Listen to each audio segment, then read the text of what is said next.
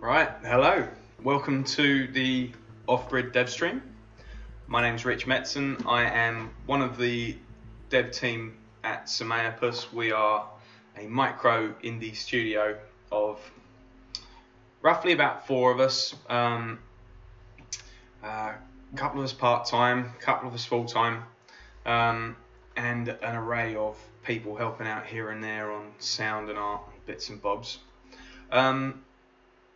Basically, we make a game called Off Grid. You hopefully have heard of it if you're watching this now.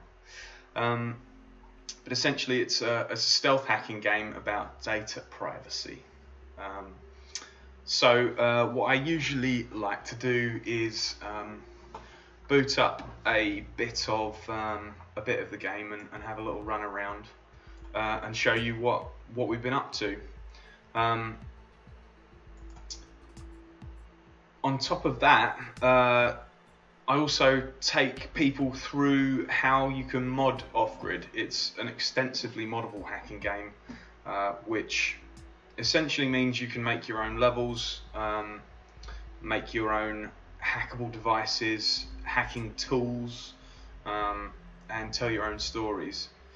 And that's all done through the power of the Unity engine. Essentially, we give you our dev tools that we've built for Unity. You download the free copy of Unity, and you start to play around with it. So let's jump straight in, I guess. Give me a sec, and I'll just switch over our view here. Make sure that you say hello in the chat. Tell me if any of the audio needs mucking about with. It often needs a bit of tweaking, certainly on my part.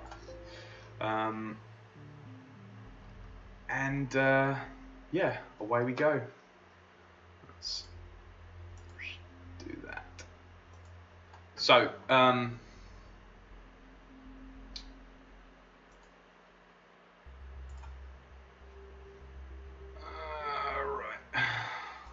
just skip through that.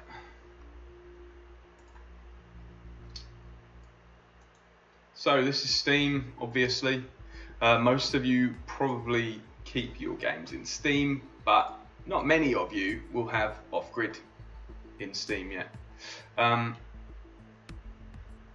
The kind of cool thing that we've got going on, as I was saying, is in your library, when you've got a copy of Off Grid, you'll have this tools banner, and in there you can find the Off Grid level kit tools, and so that's what we're going to launch here. Make sure you say hi in the chat. Ask any questions as we go along. I'm basically here to take you through the steps of making a mod, and I'll talk about a different element of modding each week. I think we're on about roughly episode 13 at the minute, and we've covered all kinds of topics in the past. If you're interested in seeing some more of that stuff to catch up, then just head over to YouTube /offgrid the game,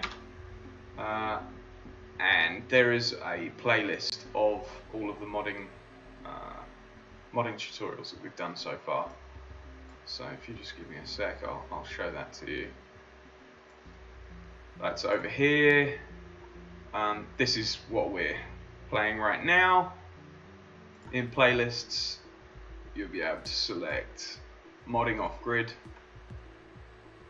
and yeah, this has 12 episodes. This is the 13th, and they take you through stuff like an overview of the modding tools, setting up hackable devices, how to set up level kit and the tools, how to write a hackable device, how to build geometry, how to set up mission objects, how to create UI notifications, writing branching conversations, stuff like that. Yeah, it's a pretty handy resource, especially if you're one of our Kickstarter backers and you have the first access tier, which gives you kind of dev builds, access to dev builds, and new mechanics, but also the modding tools. We're also going to sort of start to open some of that stuff up. So if you yourself are interested in modding off grid, then we're going to do something called testing access, which is going to be a sort of secondary access specifically to the modding tools, and for a little bit of review of some mechanics as we experiment with some stuff. Yeah, so please have a look. Hi in the chat. Hi Celisimo. Hi, pleased to have you on board. And hi Nora Celissa from Twitch. Thanks for saying hi. Hope that you're keen on seeing some off grid and some modding. Yeah, like I say, please feel free to ask questions as we go along about the process. So one of the things I'd sort of started to talk about was the level kit, and level kit is our name for our dev tools that we allow the players to get hold of. There's a little window down here called level kit tool. It has all kinds of stuff for how to build and name your level, where to find the Lua scripts. So basically, this is an off-grid level. This is one of the early levels that I'm working on currently. It's a set of office buildings. You basically will have access to, as an owner of the game, you'll have access to these files to be able to edit and make your own versions of. You can then also access all of the Lua scripts to do with this stuff. So down here we've got open mission script. So we click on that in Unity in the level kit toolset, and it'll open the mission script for that level. And you can of course make your own level completely from scratch as well. So this is the mission script. I'll go into some of this in a little bit, but essentially essentially it sets up all of your characters, your networks, your hackable devices. In fact, I'll collapse some of this down so it's easier to see. So, I can never remember where it is. Text. There we go. No. Folding. Fold to level 3. Yeah, there we go. So we've got the name of the mission, its description, some of the states that we're setting up, the characters, the items, USB key, package, mesh node, SD card, data, player's PGP key, player ID, boss's password, black fax image, devices, boss's computer, Joe's computer, printer, dev laptop, networks, work Wi-Fi, mesh network, objectives, and then a list of objectives. And there's a few other things here that have collapsed down, but that's the basics of what you have in your mission script, and all this stuff opens out with these Lua tables. We've been through kind of writing objectives a bit already. So last week I started to talk about writing NPCs, and we actually set up a really basic NPC guard, literally with these patrol points here. See these footstep markers? Those are mission objects, or it's a patrol point called, which is a type of mission object, yeah, we basically just got a guard walking around here. So next up we'll be doing something a little bit more complex. So off-grid is moddable, right? And when I say moddable, I really do mean quite extensively moddable. We have written a Lua API for all kinds of elements in the game. It's not gonna. I'm testing a new web server, and this is going to point at the test server, so I can't show you the wiki easily. But if you went to wiki.offgridthegame.com, you would be able to see the wiki pretty easily. I think there's like a tab on the left-hand side that says Lua APIs, and there's one under the category modding, and that gives you a good idea of all the different stuff that you can fiddle around with. We're in particular going to be looking at NPCs. I'm gonna have an interesting time trying to do this without the wiki documentation, aren't I? Should have thought about that. Right. So let's have a little spin in the gaming for anyone who's new. If you're in the chat or watching and this is the first time you've actually seen anything of Off-Grid, or first time you've really come across it, you haven't seen much gameplay, then give us a wave in the chat rooms. I'm using Restream so I can see everyone's messages from various different places, so it doesn't matter whether you're watching on Facebook or Mixer or YouTube or Periscope or Twitch. I can Zekmo, I've seen everything. Zekmo, you have seen everything, it's true. Well, I don't know, when's the last time, have you been watching the recent streams? Because I mean, it was a year ago that we were hanging out in GDC. Nora says, this is my first time, I've never seen the gameplay properly before. Perfect. All right, well, Nora, this is for you. Zekmo, you're going to have to bear with us, and I think I can show you some new stuff. We've got some new interface stuff that you won't have seen for how the hacking tracing works. So yeah, let's pull this up. Right, jump into Steam. We're not going to play Behold the Kickmen, Dan. As much as we love that game, we're here to see Off-Grid. If you haven't played Behold the Kickmen though, it's a very, very funny game about football. Zekmo, that'll be soccer for you. Yeah, it's a very silly game by my friend Dan, where he hates soccer or football, and so he made a game about how stupid a game it is. Yeah, it's good stuff. But here's Off Grid. Let's have a look. Like 39 hours on this account on Off Grid, and that's probably an underestimate because I think this is just one of the side accounts that we use, the team one, which I don't do a lot of dev through.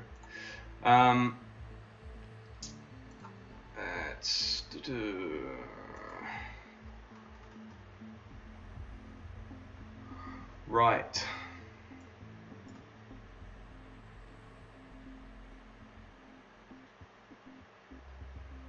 Oh, and I'll turn this down so that we're onto the sound for the game.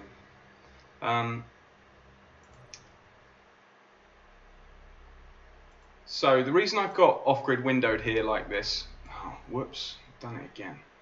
The reason I've got it windowed like this is because we're going to end up linking the Unity editor to this game that we've launched from Steam, and that's one of the interesting things about the modding toolset. So, sorry, I'm just pulling all my windows back up because I keep shaking. I need to turn off this thing where you shake the mouse and all the windows disappear. I'm going to write a note to myself. Let's do that right now. Shaky mouse off. I do it all the time when we're doing these streams. Sticky note going on the screen there, and I lose everything, and it throws me completely. So right, we're going to jump into the cheap. Oh, this will be interesting. This is going to change next week. I know that Pontus has been working on this map screen quite a lot.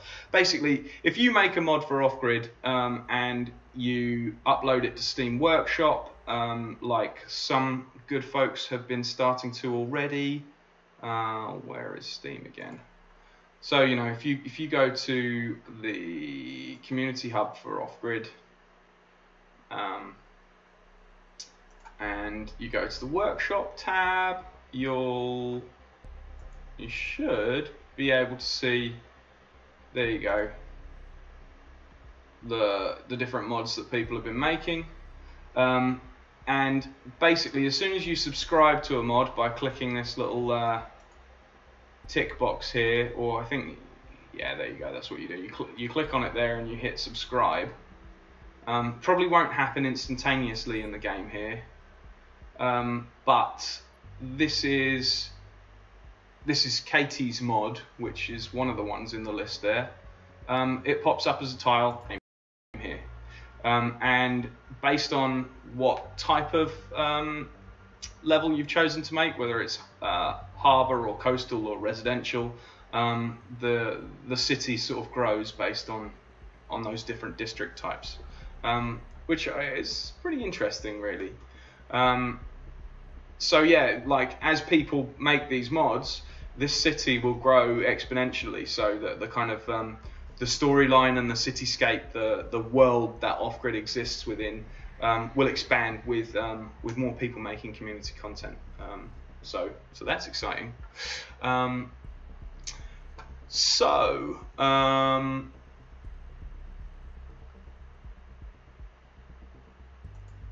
Just want to make sure that I'm still here. Looks like there's trouble on Steam Broadcast. There's always trouble on Steam Broadcast. Yeah, Zek and Nora, you can still see me on Twitch, okay? I assume. Hopefully you can.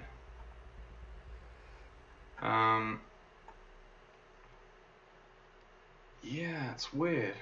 Well, I'm unfortunately going to have to just not worry too much about Steam Broadcast. Yep, Cool. Thumbs up from Twitch. Really don't know what the problem with Steam Broadcast is. It's interesting.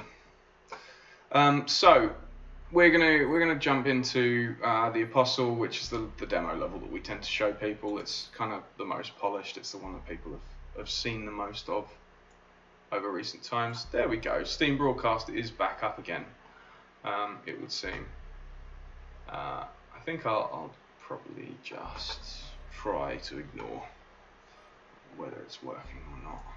Oh, this freeze happens every time you launch Off Grid for the first time at the minute, so that's a bug that I've got to iron out.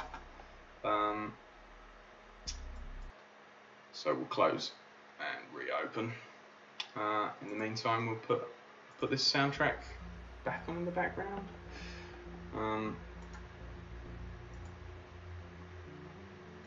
Close. So try that again. Oh well, maybe I've gone too soon. Here we go. Sick. That's a cool cat. You're giving me cool cat with glasses for having launched the game straight into a bug. Let's try this a little bigger anyway.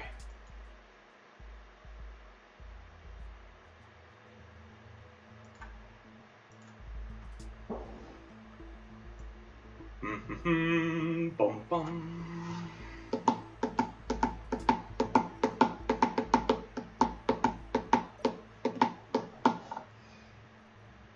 Right.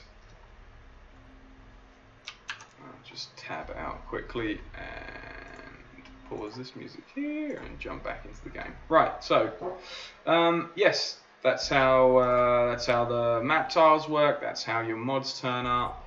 This is a little cheat window. This won't be available to you without knowing some secret combination of buttons in the future.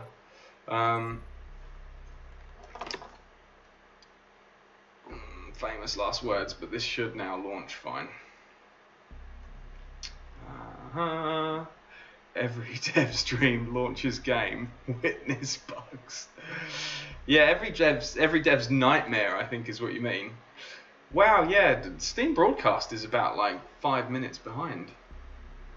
Steam Broadcast is only just seeing me close down the broken version.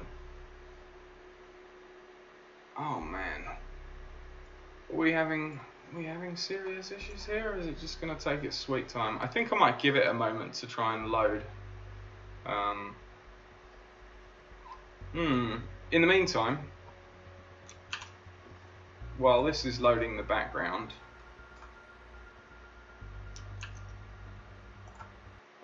oh, that's worked, just as I've looked away. Yep, here we go. So, the story so far, the kind of, the setup for Off Grid is that you play as a technophobe dad who gets thrown into the world of hacking after his technophobe daughter has been spirited away by feds who just don't give a damn about whether she was just messing about with some servers she shouldn't have. So yeah, essentially, your daughter's a bit of a technologist who's been up to no good, and your job is to learn how to hack in order to work out what's happened to her. So yeah, this is Off Grid. Zek, this is the bit that I was talking about up in the top. The trace meter has all changed around. It won't be up all the time like that. It's actually probably going to move across from top middle as well down to above the app wheel on the left hand side. So this is basically the setup for this bit. We're going to skip through this. This is how the conversations work. They're kind of crypt chat. It's almost like Signal or a technophile.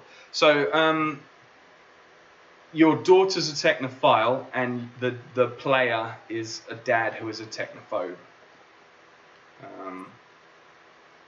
Yep. So I may have said that the wrong way round first time round. So yeah, we have these sort of branching conversations that that you have to set the game up. This one's way too long. I'll be editing that down pretty soon. You get kind of guided through the game by different characters that you meet who talk to you via encrypted chats. So yeah, you have this set of apps down in the left-hand corner. And these are all kinds of different things, and they have different costs now. So as you can see on the kind of node-based graph up on the top, as we enable one, it turns one of these nodes red. So the notion is that you kind of, the more stuff you hack, the more, well, what we've called net points internally, the more hacking time or ability you gain. And it's sort of based on a real-life hacking principle called a cascading proxy, basically where you proxy into a bunch of different servers to jump between them and try and obscure your location and who you are and where you've come from. So yeah, you can see reserve network nodes is the command there. So I'm going to turn this helper app off. It makes everything a little bit easier if you're just coming to the game, but obviously I've played a bit of it. Collecting key cards and data from around the game world is important for getting through different places, but also being able to lock doors in different ways, to lock guards in and out of places, and distracting them in various ways. So the major kind of name of the game is basically this data view, where you can start to see what the characters in the world are up to by the data they leave behind. We can set our data utility to save and delete data. So as we're going through, we can start to collect some of this stuff up. It's going to erase a few of them, go into first person view to do so as well. We can look at the profile on a different character. We can send different files to different characters, stuff like that. So yeah, lot of the UI and user interfaces all kind of being finessed and worked up. There's a lot of information that goes on and comes at you as a player in Off Grid. The next major thing that you end up doing is essentially finding different hackable devices in the world. So in this instance, we're going to SSH into this hand dryer because it has sent us a text message, which means it's on a network that we're on. So yeah, here we can, wrong button. SSH into this hand dryer because of the fact that it's using default creds. We've got the user logs there. There's something. Oh yeah, this is the mouse. This is a bug. If the mouse is in the wrong place, it will stop you from being able to highlight menu items properly, which is nice, isn't it? It's meant to set them as inactive. Right. So as you can see here, our trace progress has gotten to the last node, and now we can't actually hack anything. We can target and see things, but using the SSH uses a node that we don't have available. So I have to turn off data view for a while, let it cool down a bit. And you can see our nodes are popping back in now, and then that should allow me to hack again. And things like the password cracker, etc., they all require you to have more and more nodes. And as you go through the game, you get to expand upon this by building the mesh network and yeah, generally kind of increasing your hacking abilities. Yeah, we can download all the user logs and turn test mode on in here. And we've been told that basically heating the room up is a clue for progress for us. And so as you can see, the thermostat, although we can't hack it, that's registering the temperature is changing in this room, and that does a classic stealth trope of opening up this vent. So yeah, what next? Oh, I was going to show you that we've got guards kind of running around here. Yeah, it's a shame that this UI item for the hacking tools is up in the middle, because it does stop you from seeing some stuff.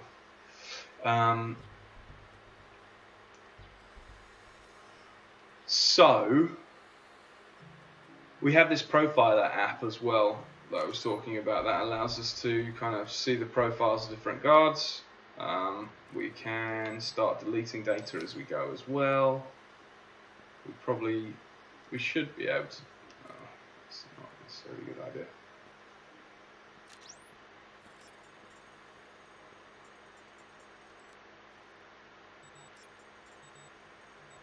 I'm going to download and erase some of these text messages as we go. All right, yep, out of hacking points.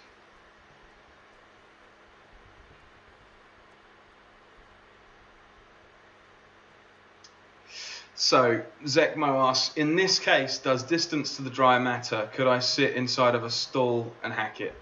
Yeah, exactly. So distance does matter. You can extend data view to different distances, but the longer you have it, the faster the bar is going to fill up. So you can see how rapidly that goes at full distance. So the further away you are, the less time you have available to hack. But if you've gotten used to it, then yeah, sitting in the bathroom stall and discreetly trying to hack from somewhere where you're more hidden is definitely a tactic, and definitely one that you'll have to make use of in later elements of the later areas of the game where there are more guards running around and stuff like that.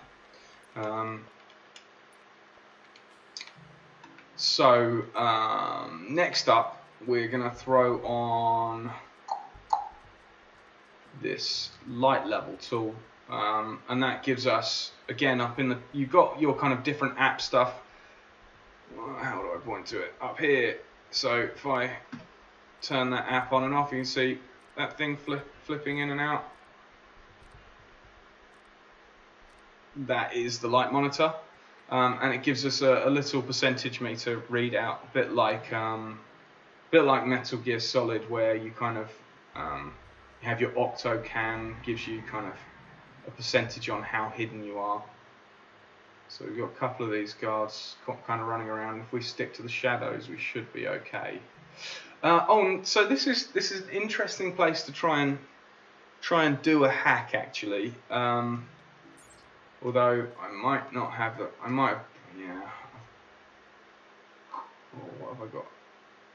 No, I do have it. I've got coffee machine data. Right. So this is kind of slightly cheated because I shouldn't have this piece of data yet, but it's the Apostle Coffee ad. It just says the Apostle Data Coffee offer data string at the minute.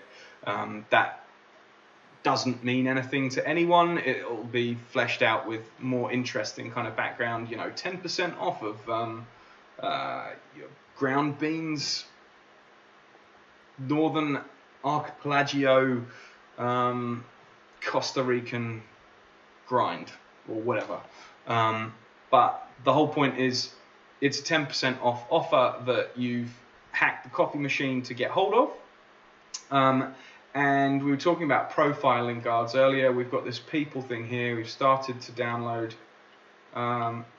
different bits of data on different characters. We've picked up that Dave Coleman's first name is David and his favourite hashtag is big guns. But we haven't really worked out very much else about him. However, if we keep using data utility, we'll just try and download as much of this data as possible. Definitely need to get a bit further in the game to have some more hacking net points. You can see this guy, he's patrolling around, and I'm sure we can learn a bit more about him. Just download a bunch of this stuff. So now we should have started to build up more of a profile. Yeah, Marcus Fordham, past event, broke into your house, released a mobile game. Future event, spoke to my doctor. Speak to my doctor, get my doctor's degree. Favorite hashtag, lol, what the fuck. Exclamation, oh gosh. Dave Coleman, broke into your house, got his doctor's degree. So some of this stuff we've got to exclude from the profiles, like the past event. That's actually to do with oh dear, where's he going? That's to do with some of the generated text message stuff. But things like people's favourite food and things like that come in. Oh, and that's hacking a telephone by mistake.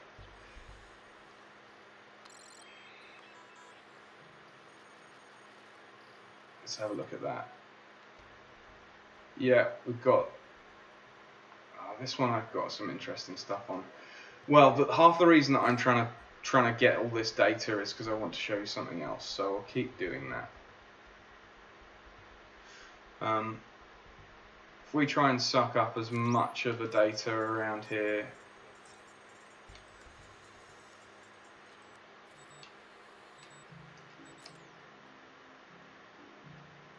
Yeah, this is pretty limiting at the minute. I think we've got some tweaking to do to get the kind of the ability to hoover up data not too limited, because it's quite useful being able to get through some of this stuff. We got anything? Favorite swear nuts, favorite food, apple. Right. So finally we've picked up a piece of information that might be useful for trying to manipulate one of these guards. So this guy Dave, his favorite food is apples. But if it was coffee, we could send him a coffee ad. If I had set it up already, there is actually a snack vending machine a bit further over there. You can't quite see it.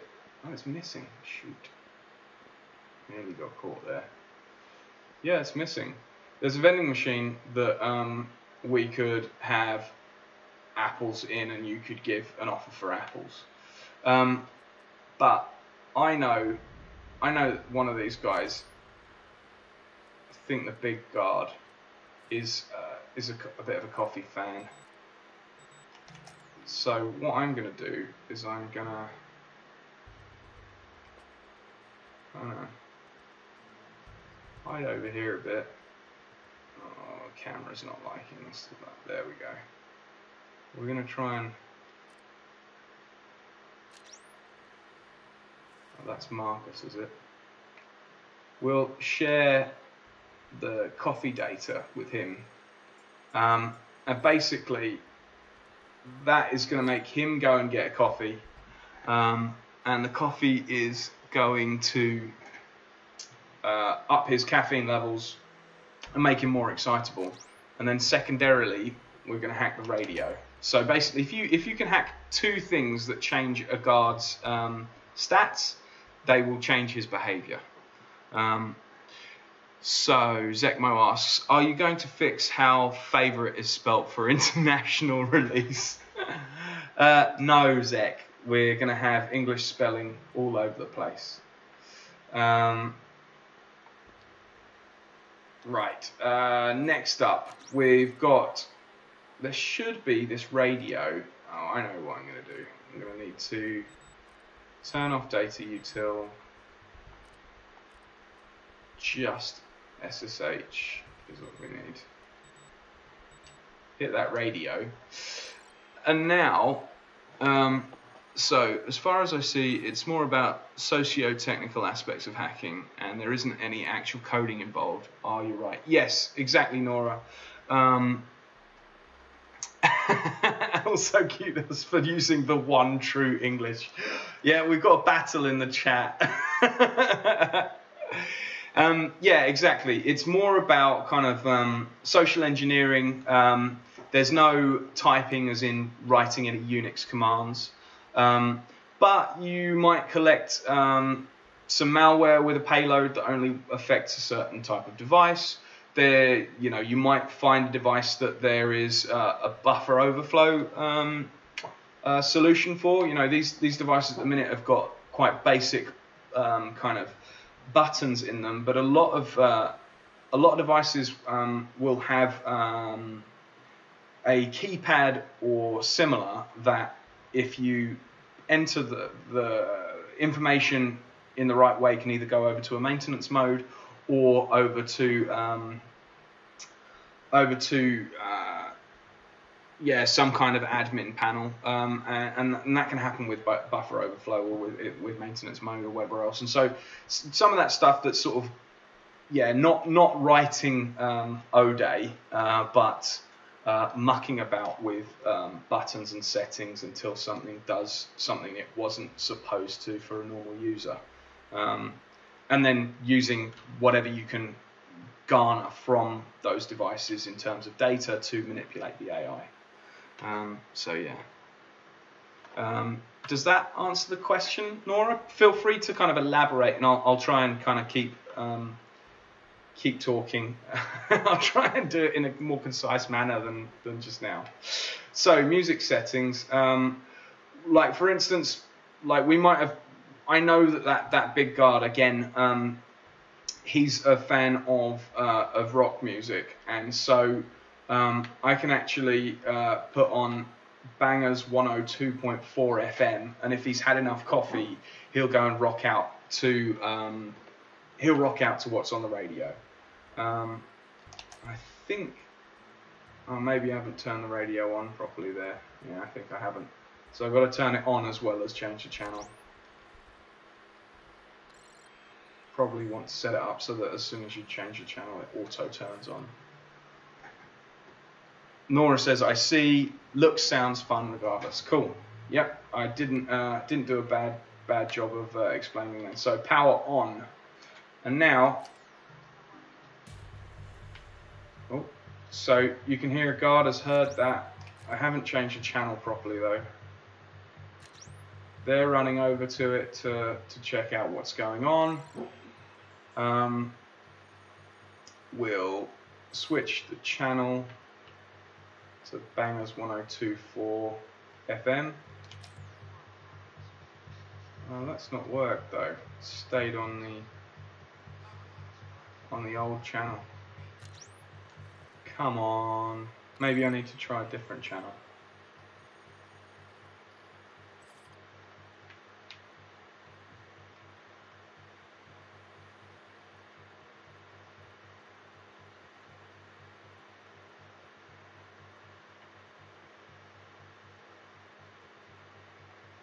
That has changed to something, hasn't it?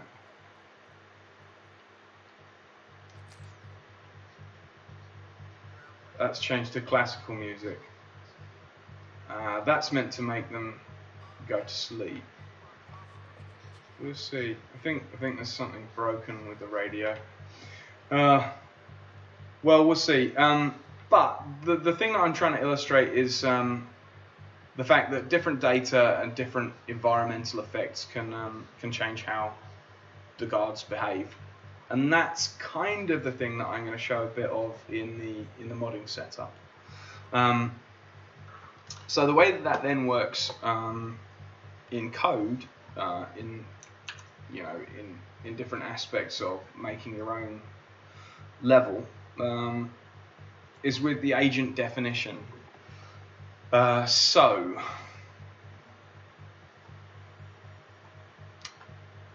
that would be up here. We've got a guard lure. I think, yeah, we made a guard called guard 2.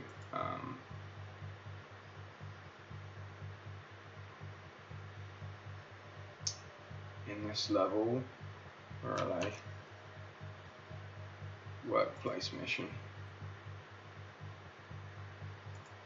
And they are using an agent called guard lure, yeah. And that's, at the minute, really quite basic. So let's have a look at that. So this agent has a world state that is unread messages set to false. They've got a goal for has prisoner true. Its priority is the top priority. They've then got investigate as another goal. Interrupts true. Priority is slightly less than actually capturing a prisoner. They've got a goal for needs toilet false. So basically they need to make sure that they don't need the toilet if and when I think there's a value called bladder fullness or something like that. And obviously if you for instance put an offer on the vending machines so that they can get free drinks, they'll drink too much and then they'll need the loo, and so they'll divert off of their path. So yeah, basically all of it is around about finding different devices that can have a different effect on a guard in a different way. And one of the things that we'll show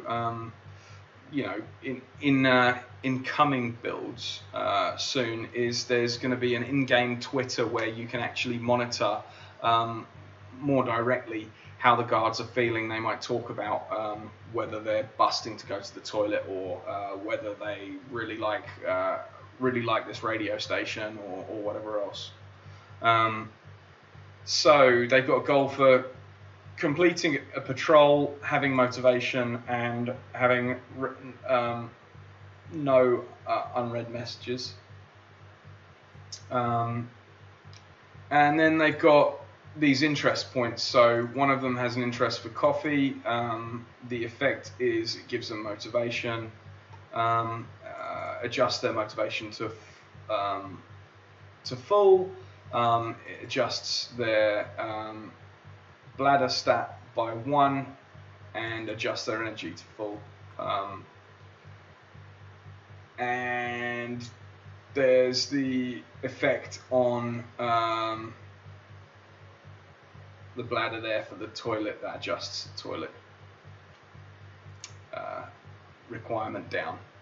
So as you can see, this is kind of the guts of how an AI works, and we can start to come up with interesting goals.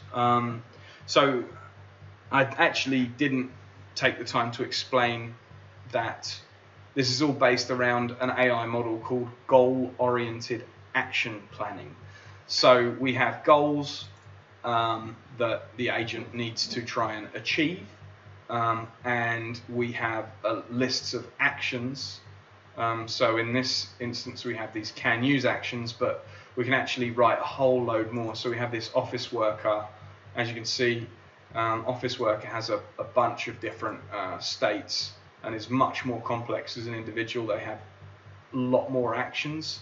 So this action, greeting Joe, scolding Joe once, twice, thrice, calling security, kicking Joe out. There's a whole pool of actions that this AI can draw upon in order to try and achieve a given goal, and they will look at the friction of different tasks and try and calculate which is the best set of actions to use in order to achieve that given goal. And that's roughly it. And you as a modder can set these up. So we have all these different gestures. That is at the minute, a fairly basic library of animations that can be called upon, but there'll be a big list of animations. So you set up an AI action called, well, in this instance, it's calling security, but we could have calling mum, or Zek for you, it would be calling mom.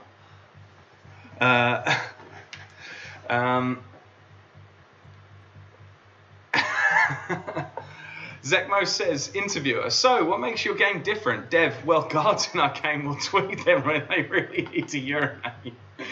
Yeah, it's, I mean, it's unique. So yeah, we've got, we create an action called calling mum, and obviously the goal for that, if I close down actions, the goal would probably be that we need to set the state called mom to true, and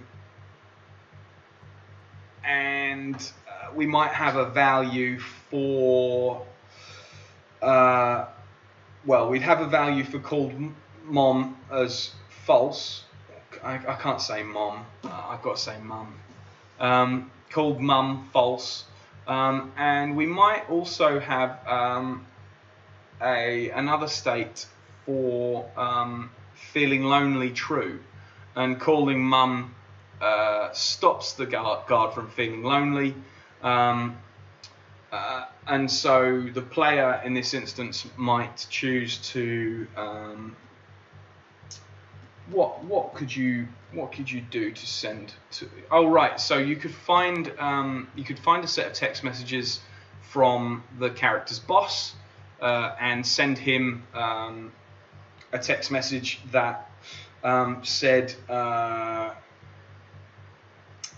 you're going to be working alone tonight because Jeff is sick, and that would carry with it a kind of data payload that sets the guard to feeling lonely, and that guard feeling lonely would then decide that they needed to call their mum to not feel lonely, or find some other set of actions that would stop them from feeling lonely, because they have these world states that they need to set, and so feeling lonely is one that they want to set as false.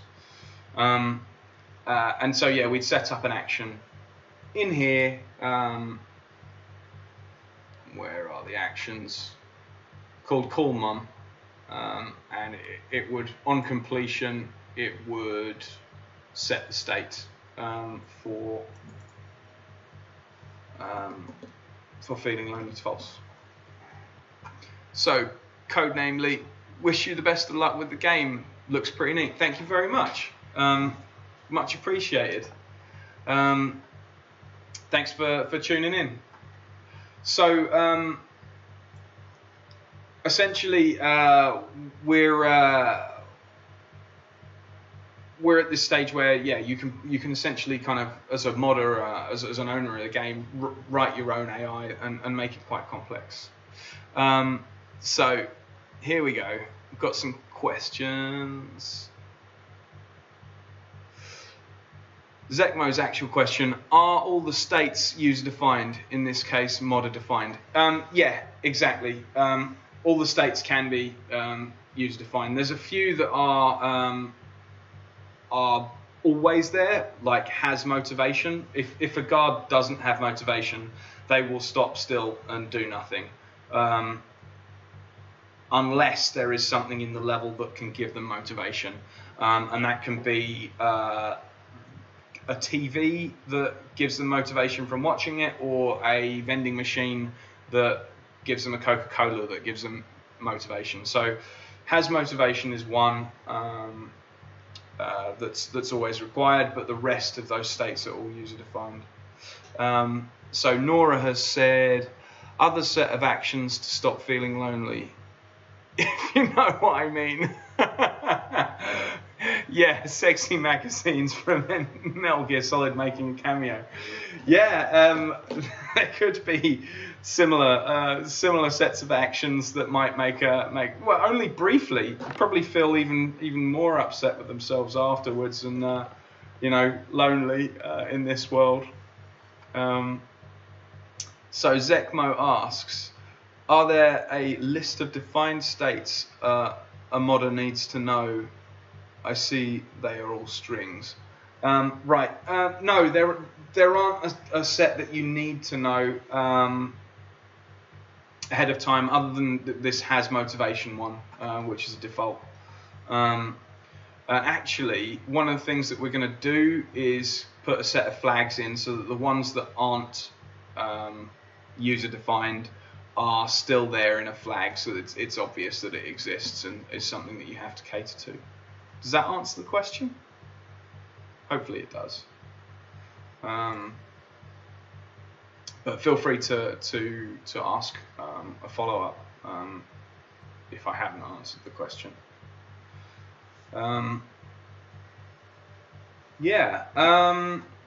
is basically how modding the AI works. It's actually surprisingly simple. It's not necessarily easy to get your head around how all of the effects and requirements work, and like I said, it can get more complex as we go along. Like for instance, the can use ones, we have gestures and audio files that can play, so you can get the guards to or any NPC to play a particular piece of audio when they use a device. We're actually probably going to switch this around so that the device hands the audio to the NPC. Like reserved states. Zekmo says like reserved states. You'll have to elaborate, Zek. Sorry. Reserved states. I'm wondering, how does your script interpreter pass call mom, then do said action? Maybe I misunderstood and that's not an actual state. Oh, right. Yeah, it doesn't interpret it. It's not passed in any sort of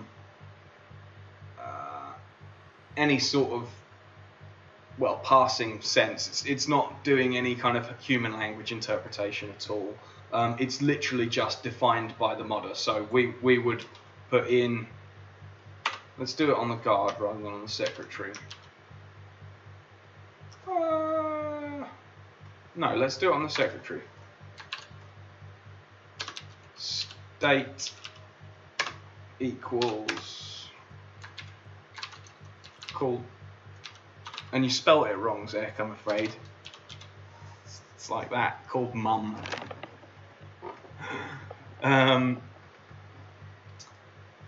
So called mum, and the value is false to start with, at the very least.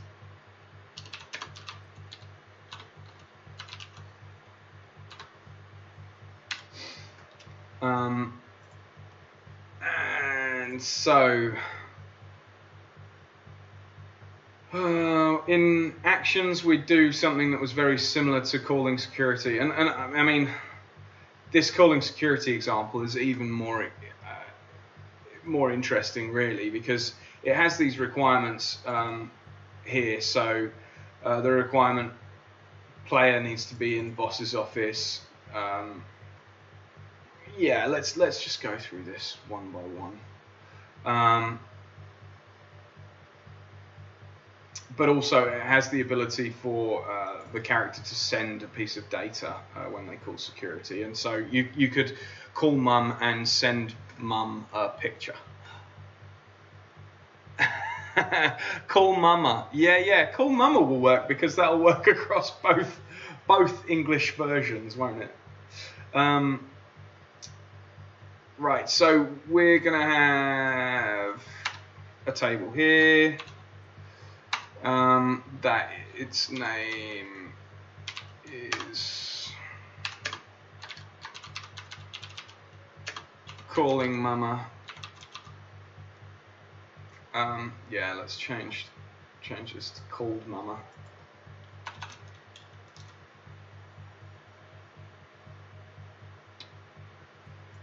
Right, so needs a name, it needs a gesture,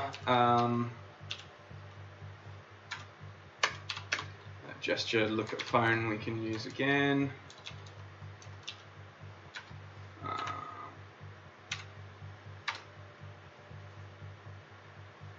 Audio, I don't think I've got any pre-recorded audio for Hi Mum, Hi Mama. There's kind of lag, so that previous statement was a response. Oh, okay, cool. Yeah, there's not only kind of lag, it's also that it takes me a moment to look over to the chat and read and respond. Seeing you scroll about the script is making more sense. How it's all up to the modder to define and keep track of this data. Yes, but you're also a coder. Yeah. I mean, this stuff is not straightforward for someone who hasn't got any experience with code. But this is one of the more complex elements of modding off-grid. Like, there's loads that you can do in off-grid that doesn't require really any knowledge of programming, or at the very least understanding where a couple of variables are and tweaking some values or changing some strings. In this instance, like, customizing the AI is always going to require a little bit of knowledge. And you know, what's really quite interesting, and I didn't set this up, by the way, like the initial kind of AI model was written by Pontus using GOAP. Well, no, some time ago I wrote one of the very first iterations of an AI state machine for off-grid, and it was nowhere near good enough to do what we wanted. And so Pontus implemented goal-oriented action planning, and then Steve has taken up the mantle of making it entirely data-driven, and that's what you can see here. We're not writing any AI, any functions for the AI to use. We're just driving these different actions and goals with data, and so, like you say, it's all purely essentially strings that are user defined, that can be given different data elements, whether that's a different gesture, or a different piece of audio, or a different name, or a different state that it relates to, and that kind of culminates in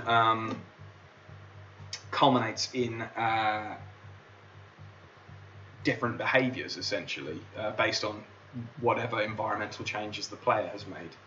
So no functions nor pathfinding. Exactly, we're not writing functions in the AI. We're literally, this is all just data-driven, and we're using Lua tables to drive different data to the AI.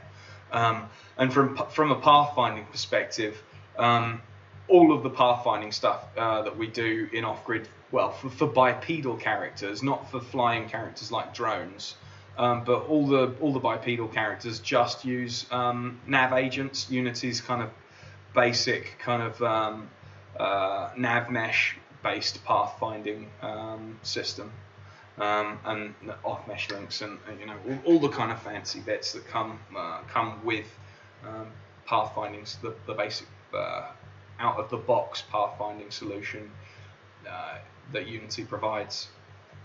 I don't know what our kind of I do have some funny I do actually have some funny lines. I've got like yeah, let's stick one of those on. Need to find this audio spreadsheet.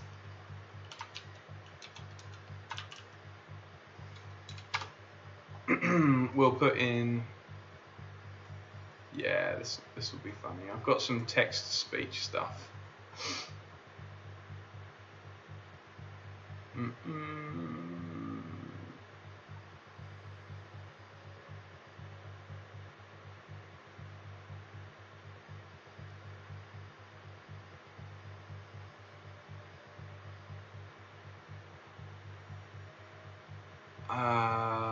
play VO, robo voice, hack the planet, or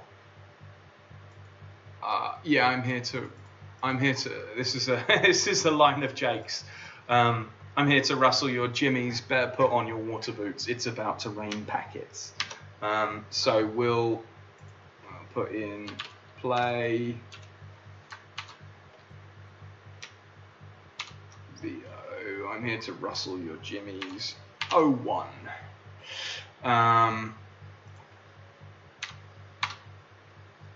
So what are the requirements? I've got to spell it correctly. What are the requirements? Well, that's a table of states.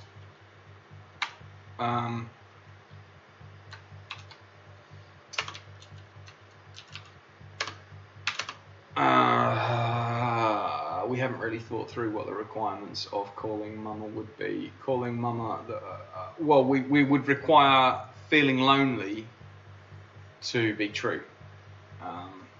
That would be the easy one.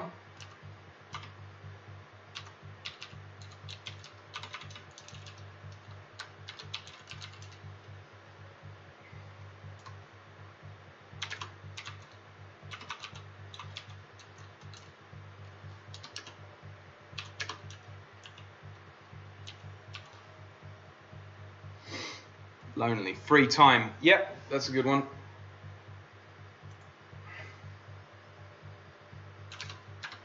So state has free time.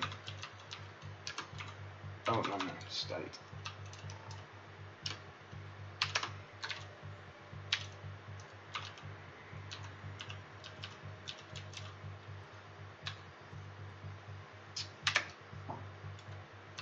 Yeah, and has free time. I mean, there is in-game time. Phone charged. Yeah. You could put as many of these on as you want. I mean, you might not want to put too many on because obviously the more states required for an action to happen, the more moons have to align in order to get that AI to do that thing. So either it requires waiting for a bunch of circumstance to coalesce, or it requires the player manipulating a bunch more environmental factors in order to affect them. So yeah, we could put yeah, the harder to get those states, exactly. But you might want that. You might want something that is incredibly difficult to get the AI to do, and in which case you set up a set of states like this that are numerous. I mean, like, let's say we were going to do some kind of med tech hack, and the gesture or the action that we want is for their pacemaker to fail, and you maybe have to have a bunch of circumstances in place, because pacemakers have various different fail safes.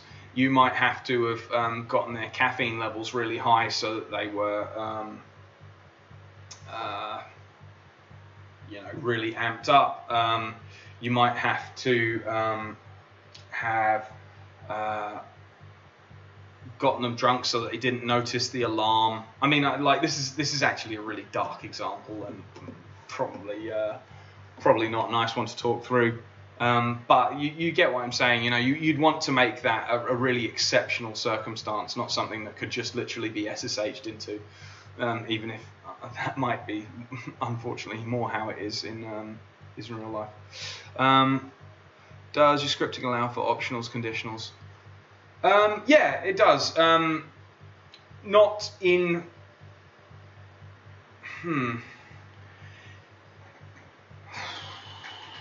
Let me think that through. So, I mean, Lua obviously allows for optionals and conditionals. There we go. We've got Path Online. Yeah, you can tell me a bit more about pacemaker vulnerabilities. maybe make a pacemaker look like it's failing to the third-party health monitor app, but not actual death. That is a far better example, and that could be something that you do set up a whole bunch of different states to do. So yeah.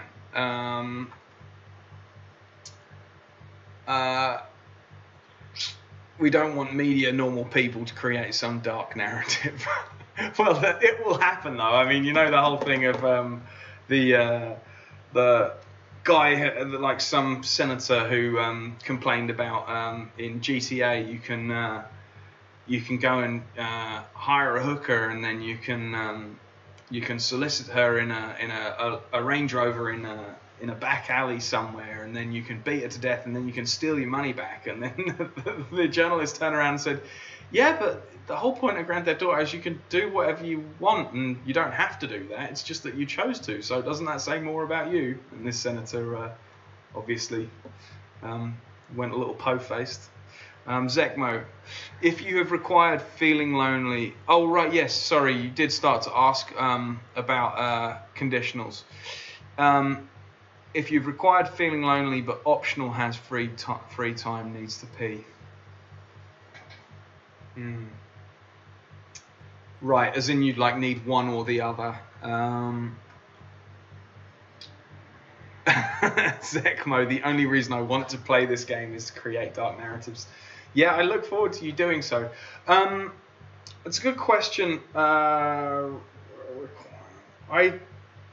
don't think we can have conditionals in that sense in the States at the minute, because of the fact that you're not running a function here, so you actually can't allow it to try and pass logic. Yeah, no, I got that your single pipe was double pipe for ore. I'd have to look into a bit more of Lua's extensibility to see, to be honest. Yeah. So if we go back to your example though, without the conditionals or the kind of or state, we've got has free time needs to be true, and and Parth said senators do that though. Yeah, they probably more than not they do get up to that kind of naughty business. True, but you have required tag. You could have an optional tag. That's true. Hi Paolo, thank you for joining us. That's it's nice to see that a couple of people are using the Facebook stream. So Zekmo says, just trying to understand the boundaries of how this works. I'm def requesting an advanced feature. You are, but actually that's a good thing. And I tell you what you can do is go to the Trello first access board and actually put that in as a request for me, because that's a very good request, and certainly one that if we don't get round to doing immediately will be one for the future. So I don't know whether you remember from the Discord, but there is a link to the off-grid first access Trello board, and that's a public link. I'll just post that here. Paste you the link. There you go. Yeah, so basically Lua API requests. You could basically add me a card in here asking for a table for optionals. We'd have to work out, I would assume, but it's not a million miles away from doable, and could offer some interesting options. So yeah, Paolo, you've just joined us. We are talking about modding the AI in off-grid.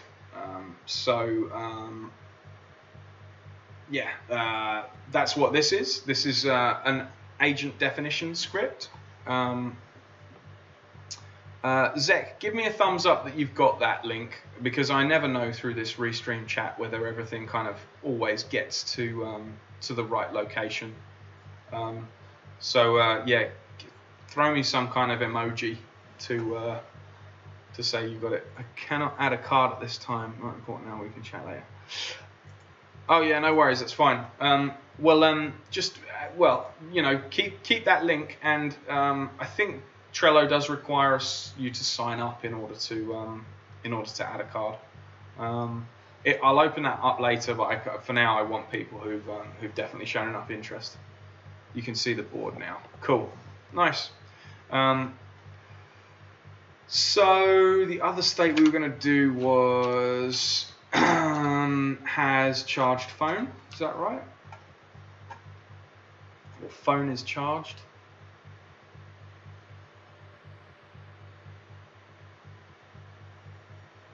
Phone charged. Yep. And what's interesting about this example is actually it does have a few different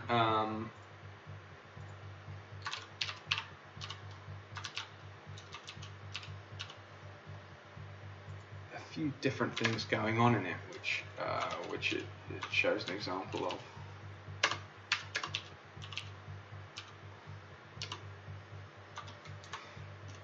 One of them being phone charged. Cool. One of them being the fact that phone charged is not only is it an action, it actually fits into the slightly more complex can use, because it's an interest point. So we'd set up an interest point for phone charger.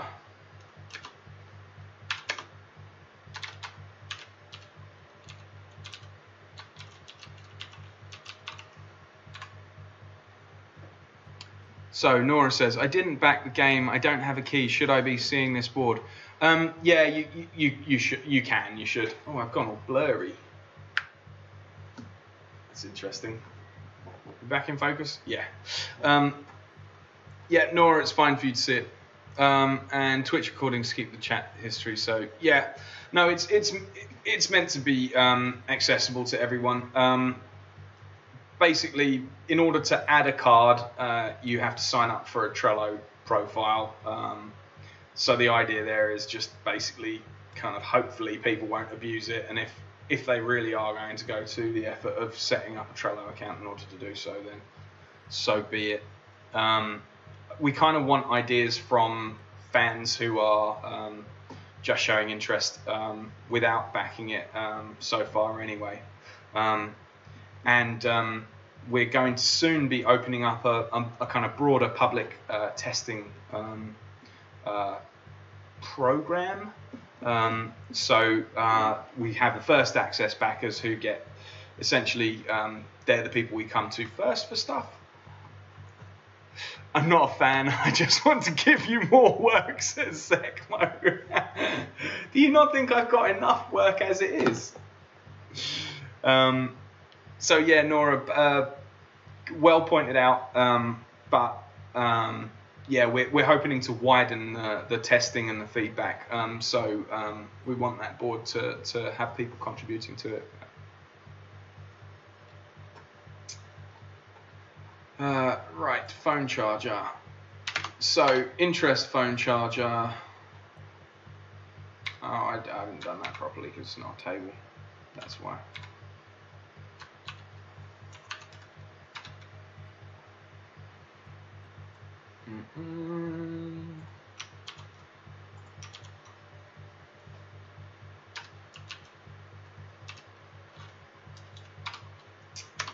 Required states for phone charger. So you can have, like for instance, you might need to have, might need to have power or something like that. I mean, like this could get into being quite an extreme trail of stuff that makes it not really feasible as much of an example to be giving. So I'll try and avoid I'll try and avoid putting too many additional requirements in here, but yeah, we could have a requirement there. I don't think. Yeah, there you go. You can have interests that don't have requirements.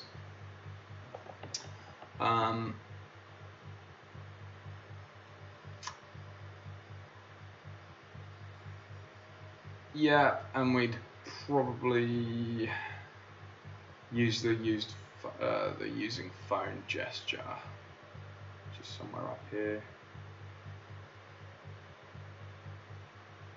And we'll just nick both of those. Interests. Can use interest required. Yeah. So,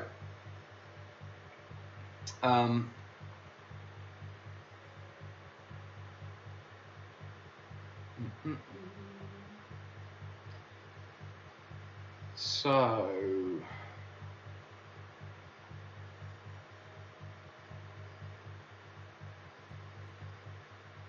calling mama, look at phone state, phone charged.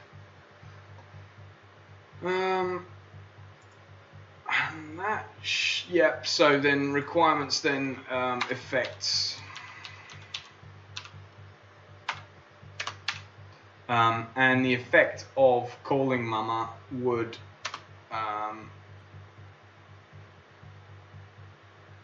set the state feeling lonely to false, and it might set has free time to false as well. I guess that's kind of one of the things that I was going to make a note of here, because we have in-world time, so it might only be between certain hours. You might have to wait until the character's lunch break.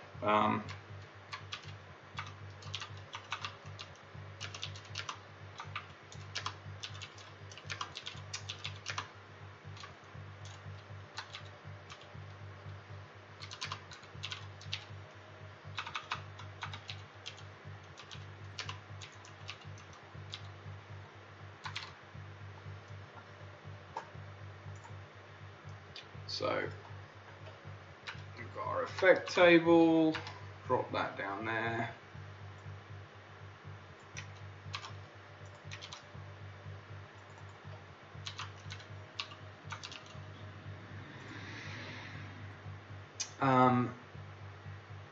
Yeah, and so the last thing that we need to do is set up a goal for feeling lonely, because the whole point of this is all driven not by a requirement to call mama. This is a purely selfish act by this NPC. Cured homesickness.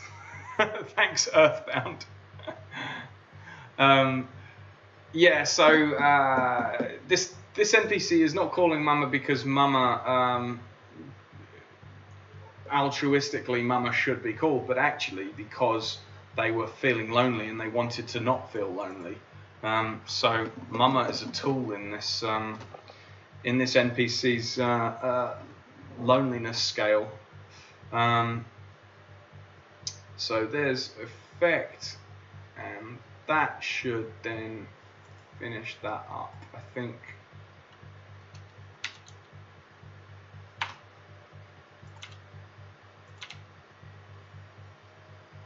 Yeah.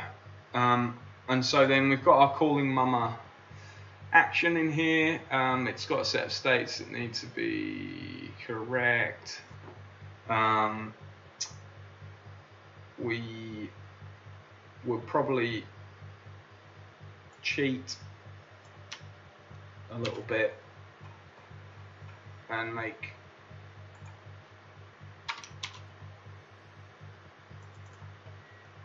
those true by default.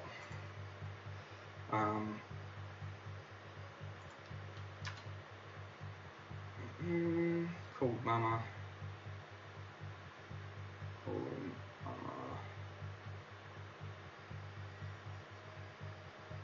Alright, yeah, the state was called mama, wasn't it? So it's okay. Yes, it's not as selfish as we thought. So actually, the state for called mama has to be set to true. Oh, yeah. That can be done in the goal. So we've got our calling mama action now, but we wonder what else.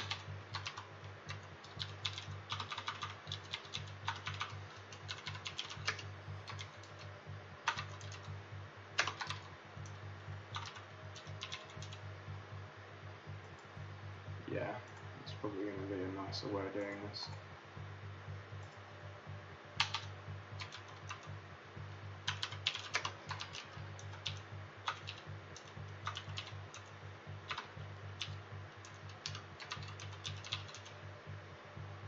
Start to close some of these down a bit. So, goals.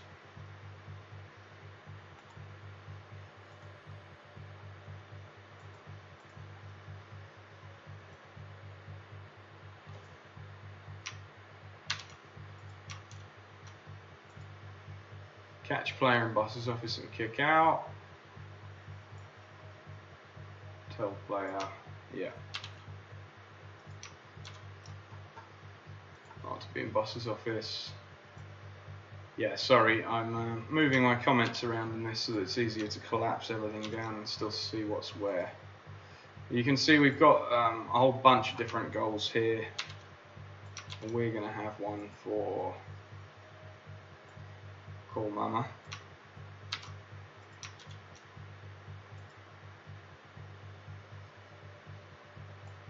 Dun-dun-dun.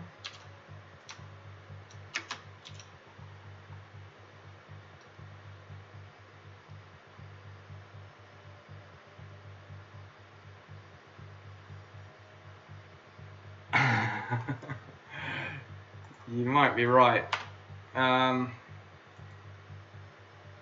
Zekmo has just said that he thinks I called it Calling Mama instead of Called Mama. We'll find out.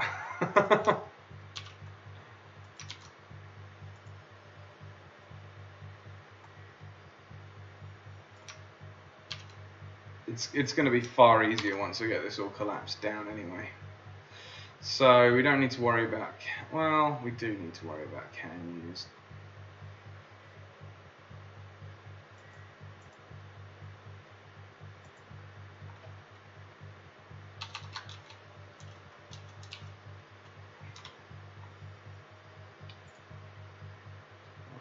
Quite why I've got all these gaps here, I do not know.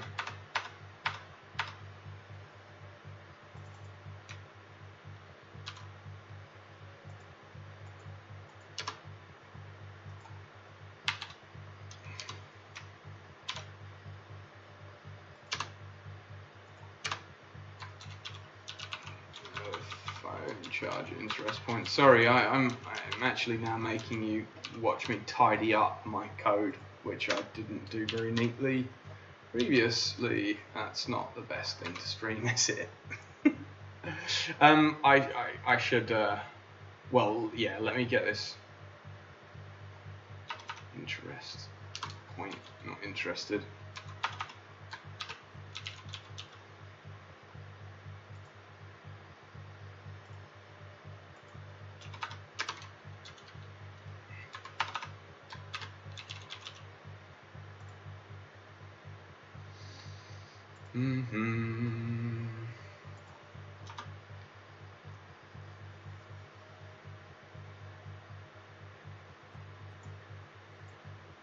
No, it's called Mama is the goal, and calling Mama is the action. So you have to have both. I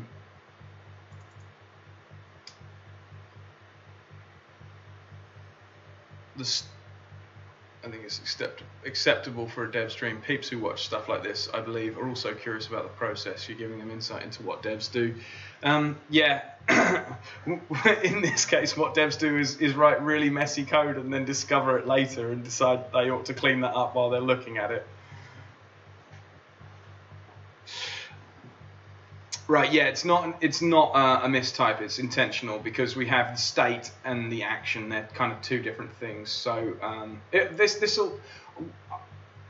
is a good reason for me to tidy this up so that it's collapsible and readable in the same way. So I'll actually go through and do this properly now. So we'll comment this greeting Joe action.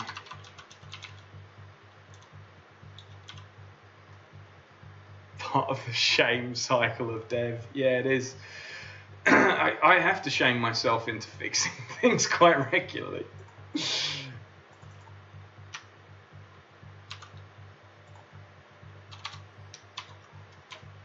So, scolding Joe once action. Yeah, this is going to make it all a bit neater, and it's probably good practice.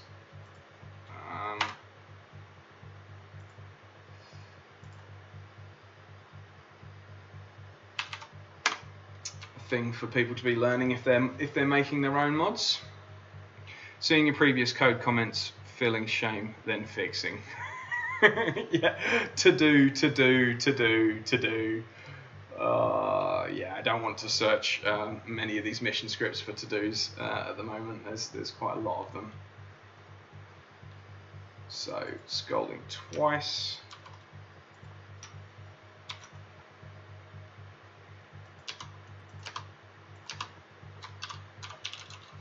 Oh, one thing I did need to pull up was, yeah, let's see. Right.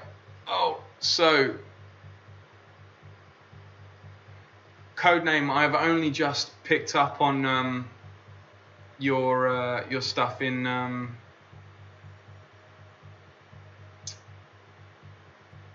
the chat because Steam Broadcast has a different window to the rest of it. So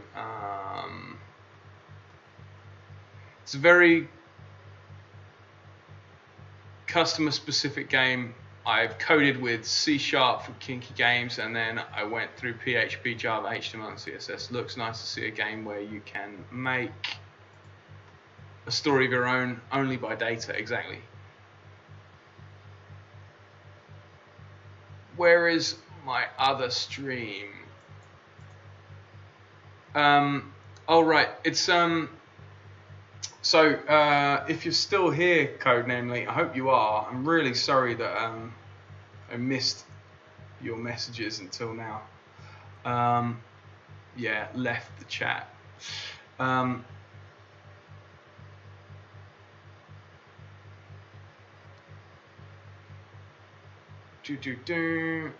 Ask for cakes. Ask Mama for cakes.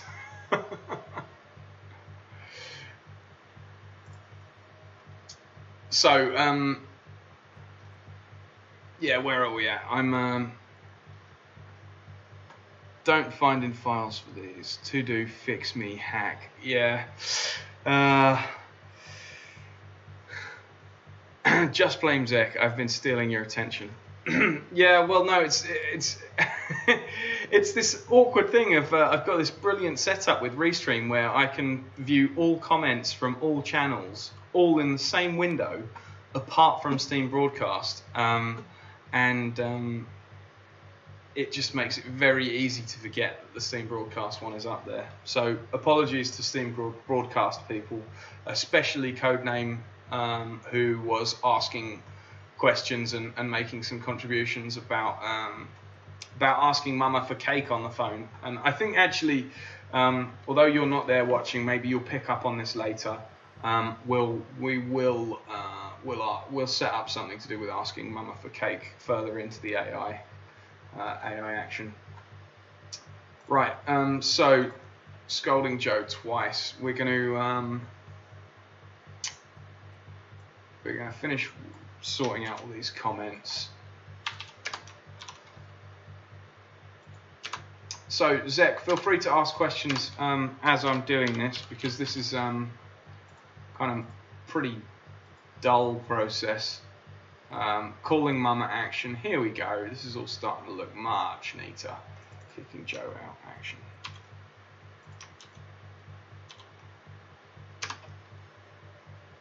Probably actually don't want to have separated it all out.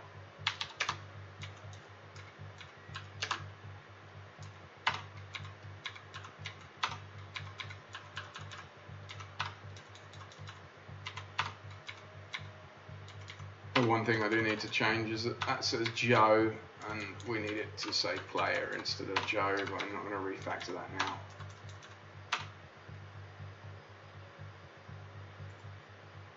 Right, there's our actions. Much easier to see. So, greeting Joe action, scolding Joe once, scolding Joe twice, scolding Joe thrice action, calling mama action, calling security action, kicking Joe out action. So, that action, calling mama action, is required in order to set the state of the world called mama to true. It's currently false. But we haven't set up a goal that will do that yet. We've got catching player in boss's office, tell player not to be in boss's office, tell player not to be in boss's office 1, 2, and 3 times, greet player at reception, standard reception, desk until player is greeted, loop using filing cabinet, printer, and computer, and then a backstop goal. I didn't realise that I could make this so much neater. Look at that. That's so much nicer to be able to look at.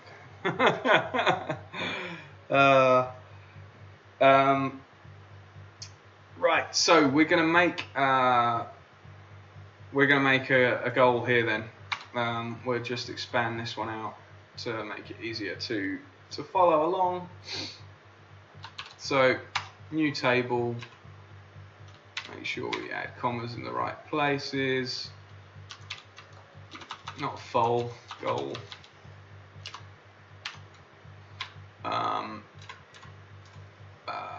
The goal literally is to get a state set in a certain way, and that's where calling mama comes back in Zecmo. So we're going to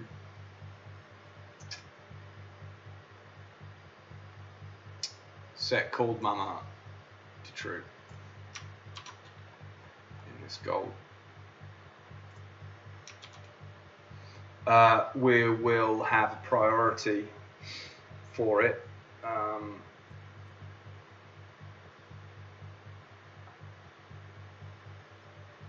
Probably doesn't need to be as high as greeting Joe because that needs to happen all the time. And we could have interrupts as false, so like we maybe don't want this to interrupt.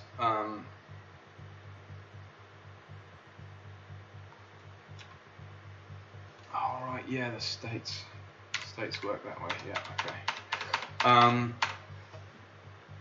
We probably don't want it interrupting any of the sort of normal day-to-day business because as kind of part of has free time, you know, we wanted to define that free time was needed. Well, actually, setting it not to interrupt kind of ensures that there is free time available for it. Interrupts equals false. Priority.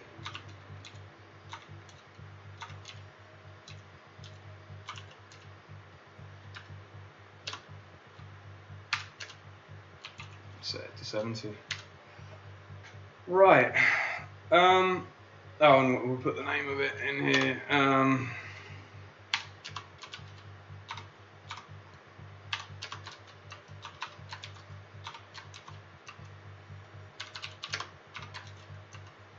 Called mama goal. And then we can put an explainer in here.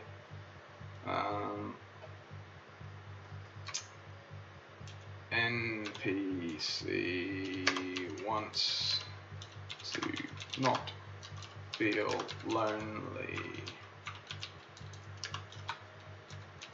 and so calls mama.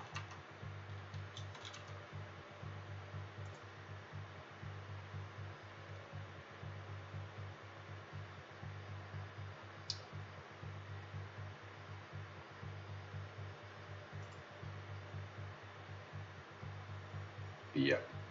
And so these are kind of, there's an element of this that needs to kind of be maybe elaborated on, which is that these are world states, whereas actions can actually have temporary states, and then don't need to be recognized further up the chain. Not sure where a good example of that is in here currently.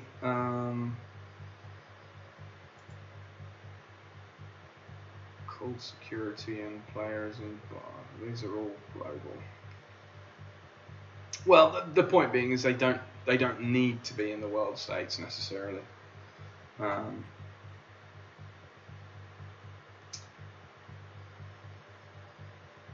Right, so called mama goal state, called mama. Oh no, we want the goal is for called mama to be true.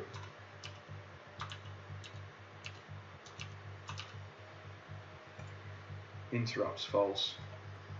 Priority 70. So basically, if they've greeted the player at reception, which is a higher priority, and called mama won't interrupt it anyway. If they greeted the player at reception, then they may well find free time to call mama, but only if the NPC is lonely. And we'd need to then go and set up some piece of data in the level that you can find and send to the NPC in order to make them feel lonely, essentially. So yeah.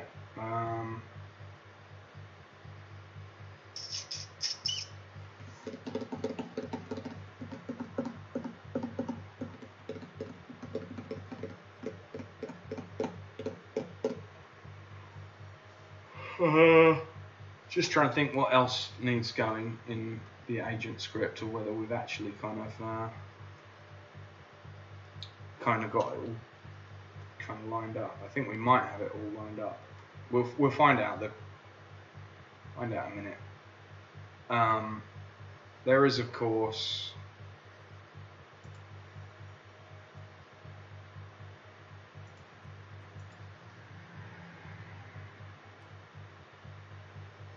yes, so this action currently doesn't actually set the state called mama to true.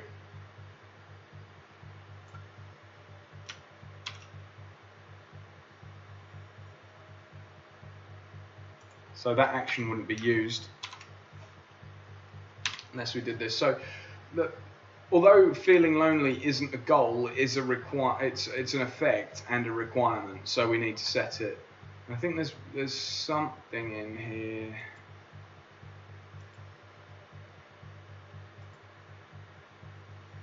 Oh, maybe it's in the guard. It's a personality based one.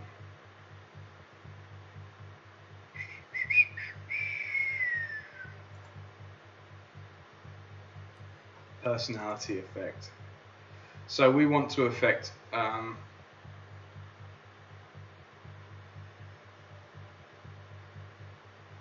I'll have to check. I'll have to check with Steve. Personality effect. Does personality effect work outside of interest points?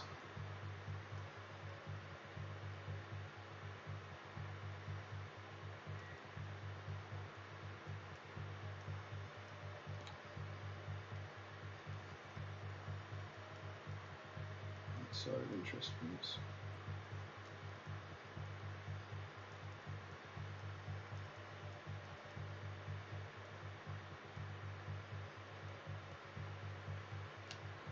E.g. in regular actions.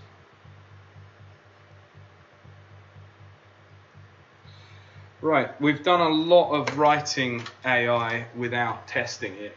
So next up, we're actually going to test it. I'm just going to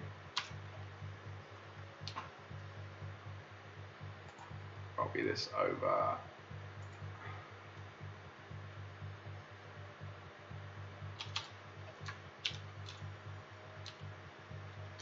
to do should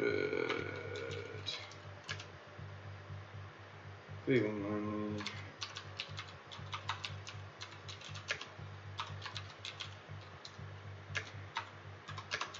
be a personality effect instead of effect. There we go.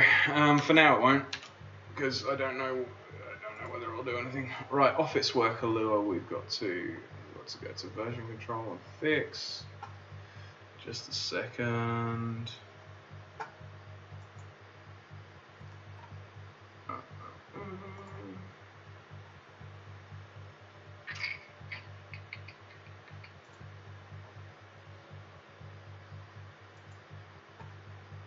Is that? Just a second.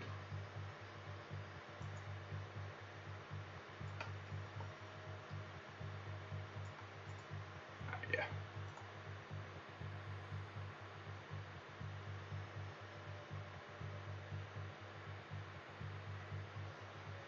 Right. Level kit. Come on now.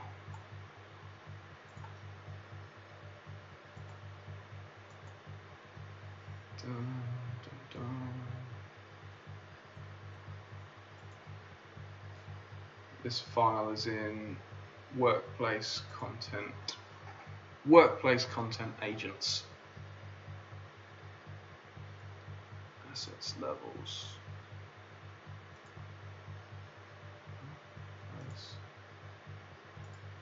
Content. Yeah. Agents. Guard lure. Office worker lure.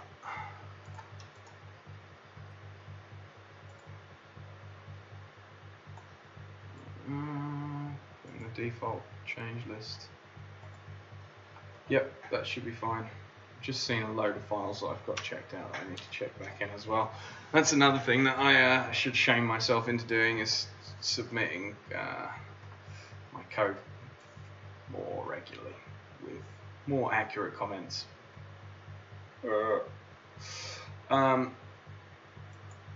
Right.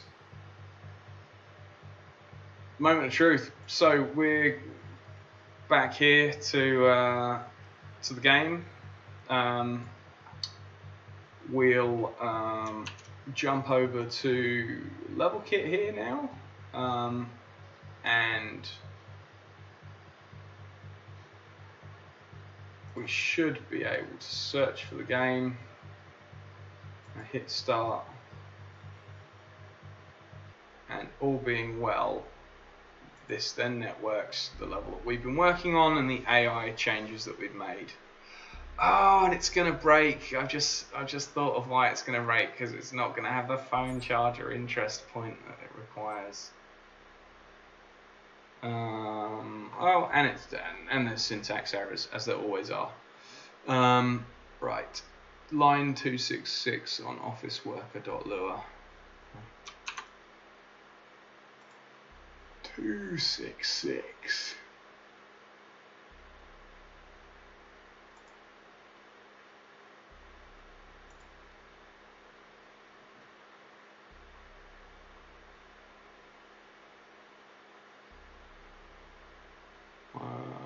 That's why. Commas, folks. Well, that interest point is missing its closing brackets even.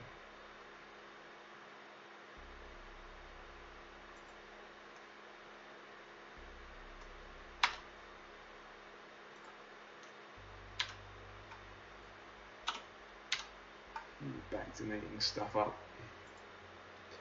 Filing cabinet, interest point. Yeah, let's just finish.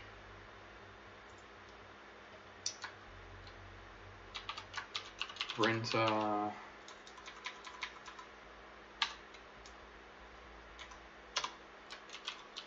Interest point.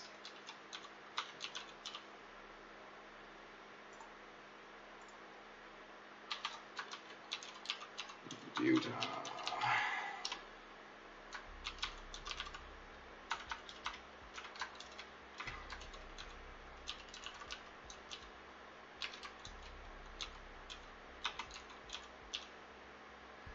User interest point.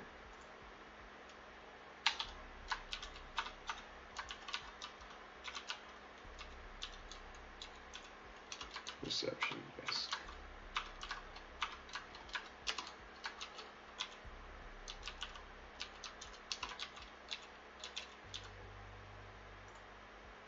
That should be all of them.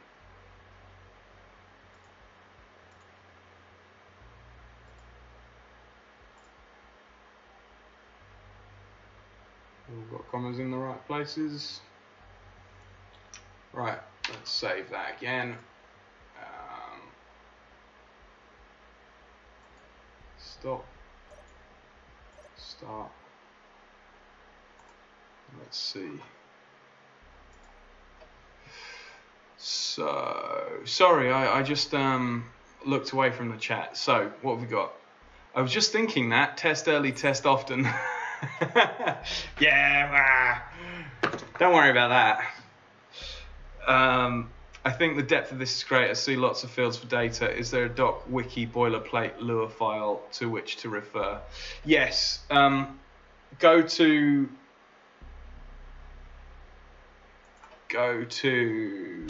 wiki.offgrid.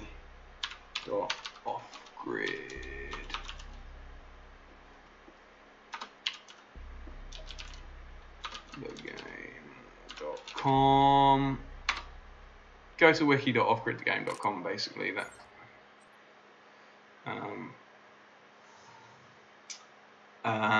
That should then, I think there is if you go to wiki.offgridthegame.com and you go to the modding section, modding category, there's some stuff on Lua agents or agent definitions, and there's some template stuff, and yeah, there's all kinds of reference to it, Zach.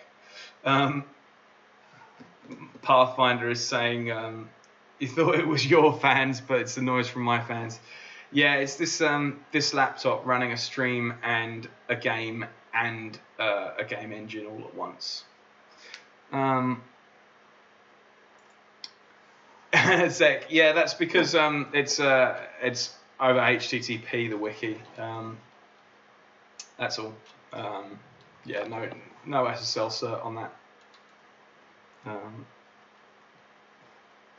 So yeah, I suppose I probably should go do the Let's Encrypt thing for it, but it's a fairly static site. Right, so we have our AI working without any errors or any compile errors anyway. So we can go and have a look at. Oh man, it's running really slowly.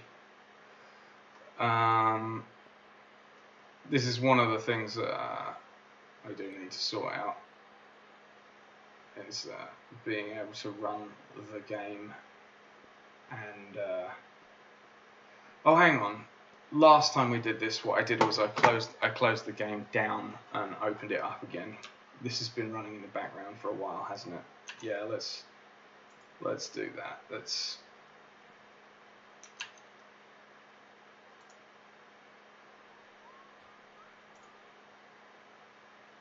close the game down. Go back to Steam, launch it again.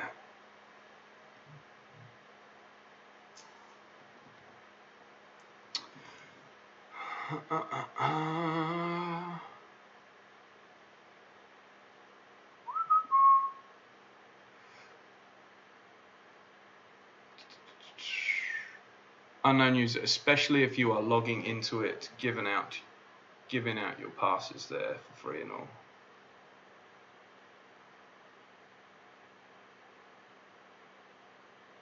Just saying, where's my PC garbage?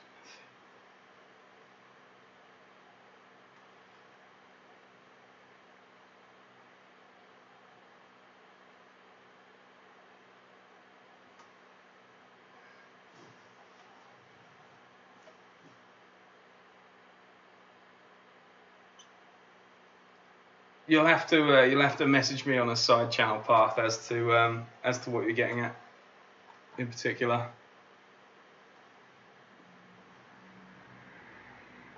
You mean with the wiki? I assume.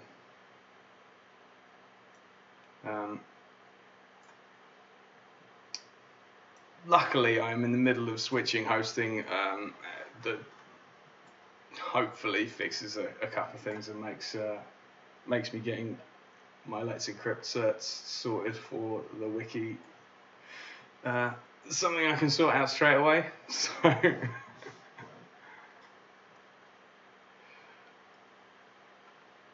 oh, is my GC garbage, not PC garbage. Yeah, it might be garbage collection actually that's causing that. Although you'd hope that isn't down to lower VMs. We'll see.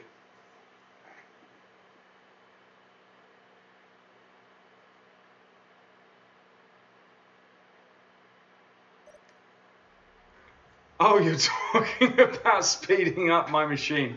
I'm not on the Linux build. No, I thought you were talking. I thought you were talking. I could have sworn that you said something about passwords. Path. It looked like you'd said something.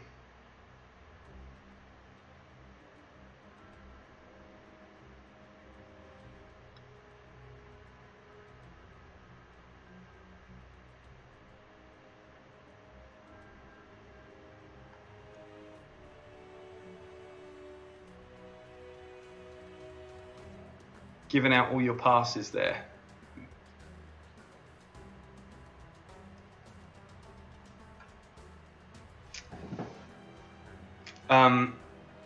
No, sir equals plain text or thing.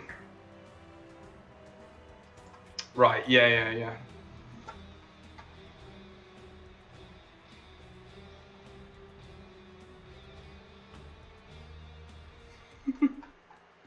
You're not slowing me down, Zach, don't worry.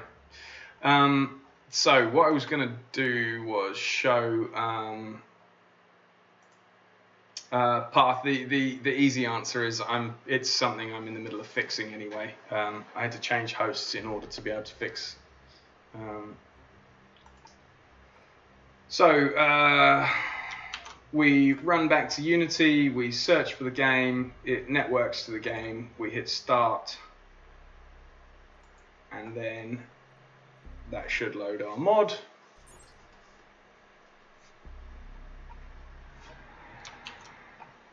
Tab back quickly to pick up on the chat.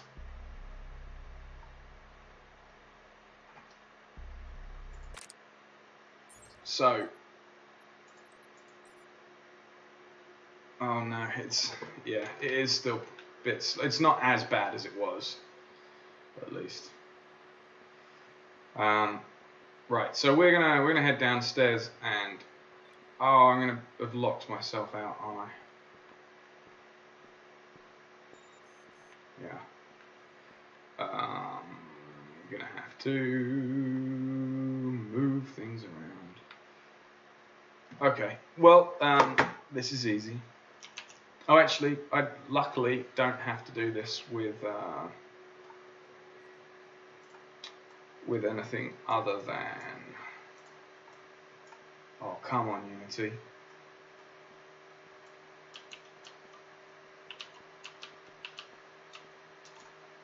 This is the spawn point we want. It's called reception spawn. We're going to go to the mission script. And the player, oh, it sounds like I've been spotted. Yeah, I've just been tasered. I can hear it.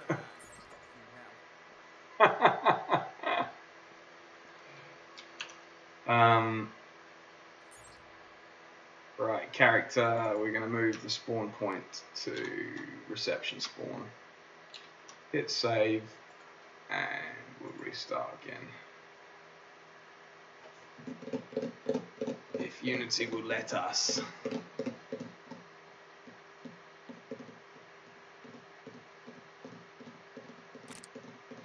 Oh, right, yeah, well, I mean,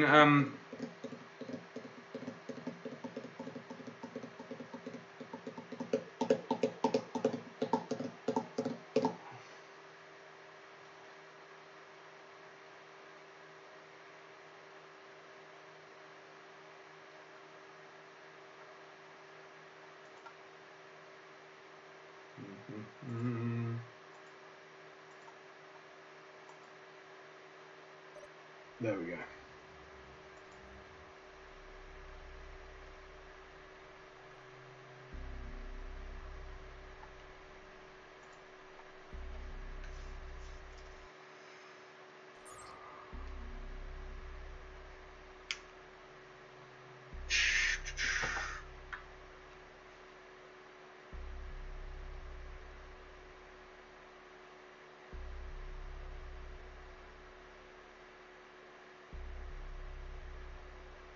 Come on.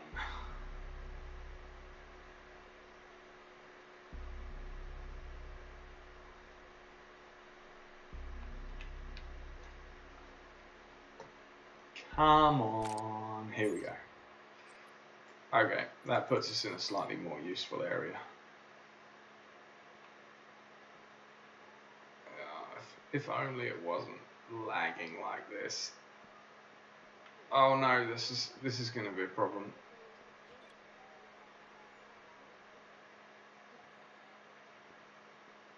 It's going to be harder to... Yeah, so there's the secretary dancing. That's her playing the animation when she's greeted us. And she's now off doing various admin tasks.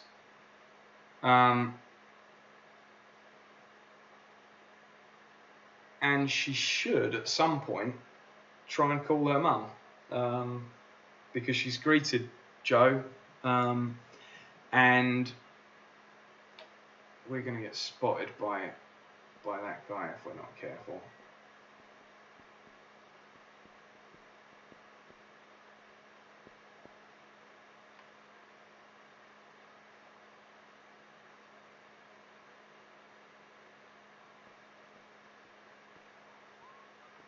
I suppose what we could do is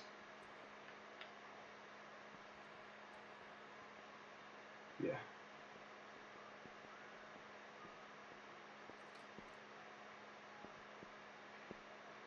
Whoa! There's a load of these guys. So, as I did say, yeah, actually, we're not going to see this secretary character try and call her mum unless we put in a piece of data to make her feel lonely. But I think we've got to the point where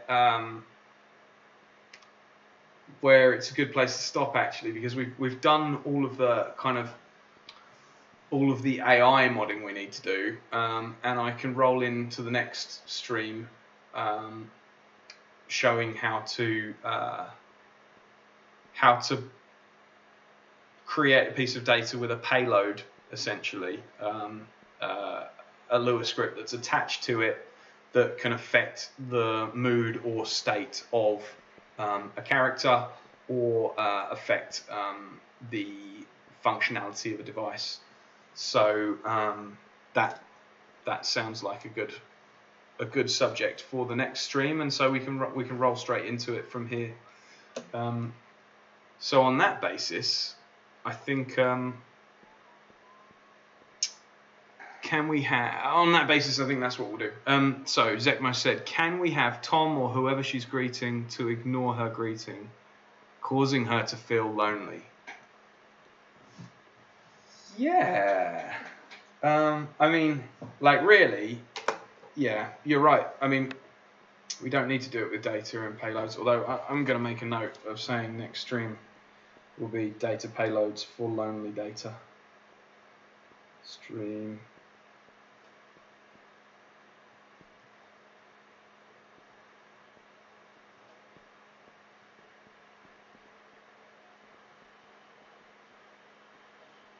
With AI.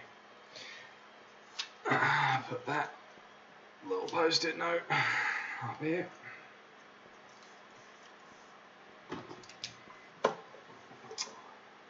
Path, you've gone worryingly quiet after talking about plain text authoring.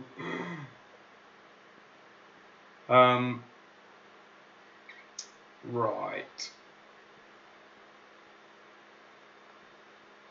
So yeah, you're probably right. What we could do is, well, we could even cheat.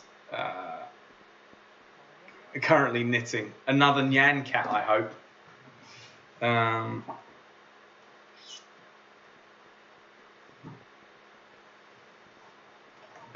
That's a good for showing the stream. This is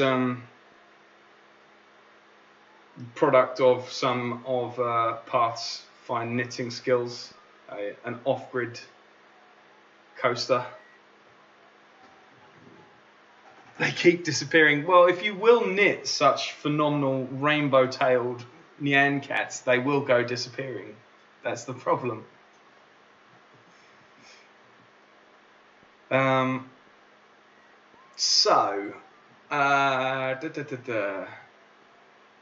was I going to say? Oh, Zek. Yeah, you're right. What, like, basically, we can set up the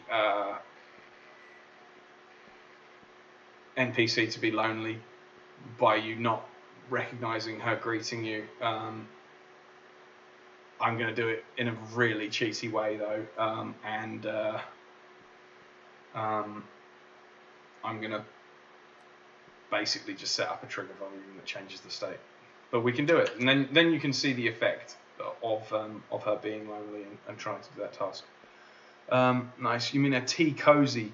No, well, it's too small for a tea cozy.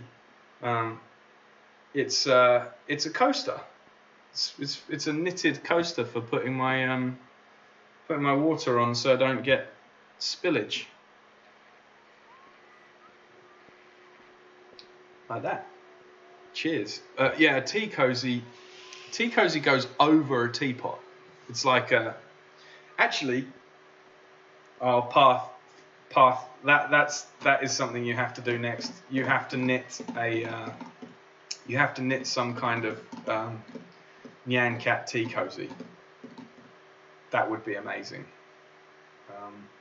In fact, I can show you an interesting pattern because I found a beehive tea cozy, hand knitted one that I bought for my mum not so long ago. Sending the Nyan Clava image. Where are you sending it to? Is the question.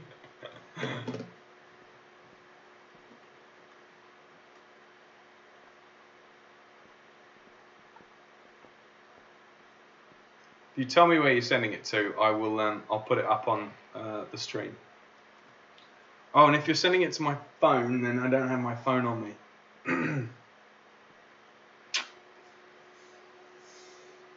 Where is my phone?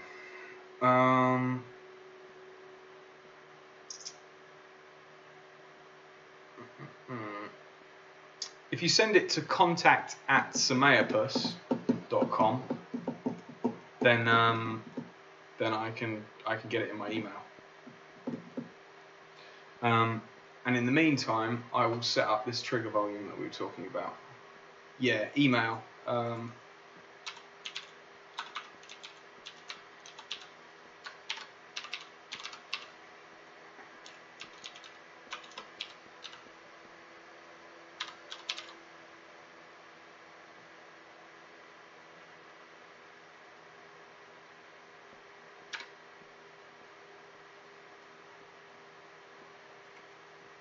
That'd be the best bet.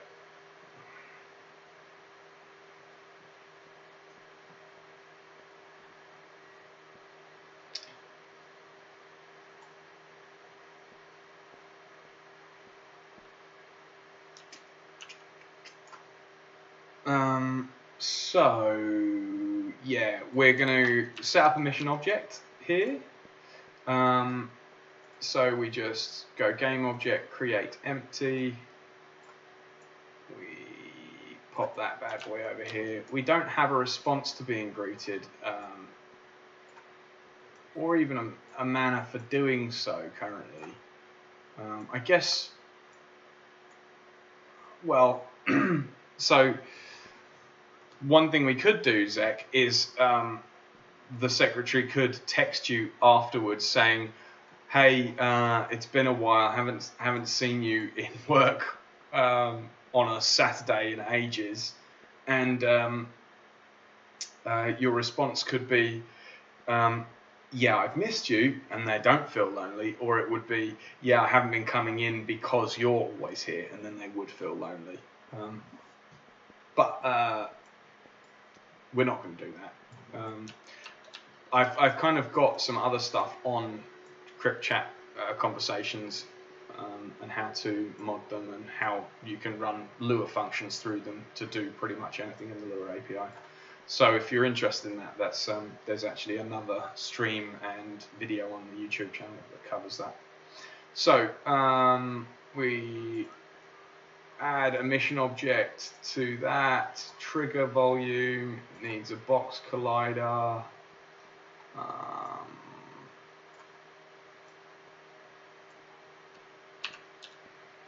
Just make sure it's long enough to make sure we trip over it. So that trigger volume is going to be called Make Secretary Lonely.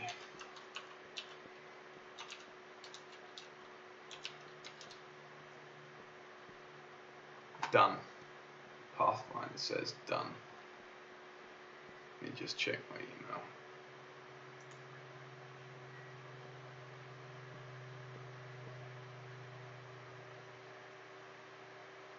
Oh, I don't need an update.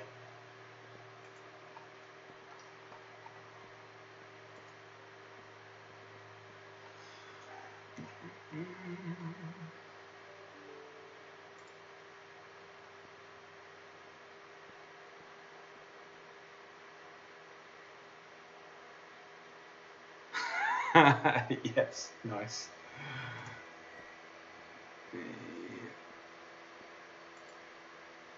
Save that and then I'll display it to the world.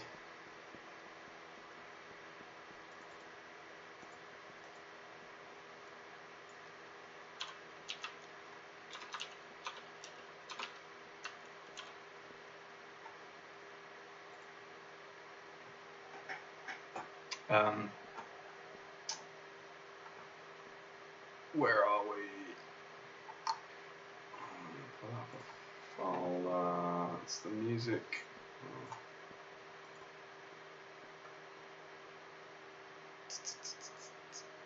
There we go. There it is. So if I haven't kind of said it out loud, loud enough, Path is a knitting guru, and he knits these nyan cats with these long rainbow tails, and this one he turned into a balaclava as well, which yeah is pretty phenomenal. So yeah, there we have it. Thumbs up from me. I assume we've got some hacker stock photos from EMF of this being worn in action. I hope so.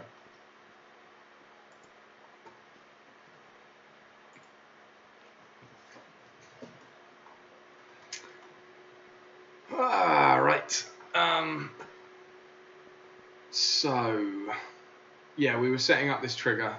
This trigger is called Make Secretary Lonely. it needs to go in the workplace mission, not in objectives. While we're here, we'll strike out these 2 guards that are added in because they are making life miserable for me. And right, we're going to have a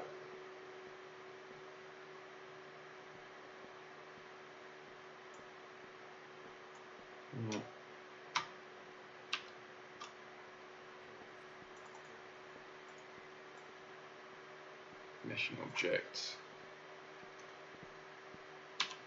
Make secretary lonely. Well, we need a trigger for that. Needs to be named differently. Trigger make secretary lonely. On trigger, if name equals player get name. And then I'm going to set a state. So how was this done before? AI alter NPC world state. There we go. And so basically that's what we do. That's the Lua API path says indeed.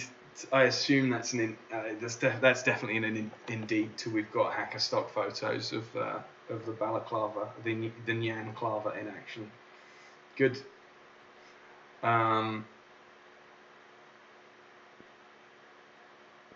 Right, trigger make secretary lonely. Yep. So basically we add AI.alter NPC world state. That's the character it affects. It's going to look for the AI secretary prefabs agent, and it's going to set, well, in this case, player in boss office to true. But actually, we want to set. This is where it needs to be that's why that needs to be a global state. So not just called mama, but also the action feeling lonely.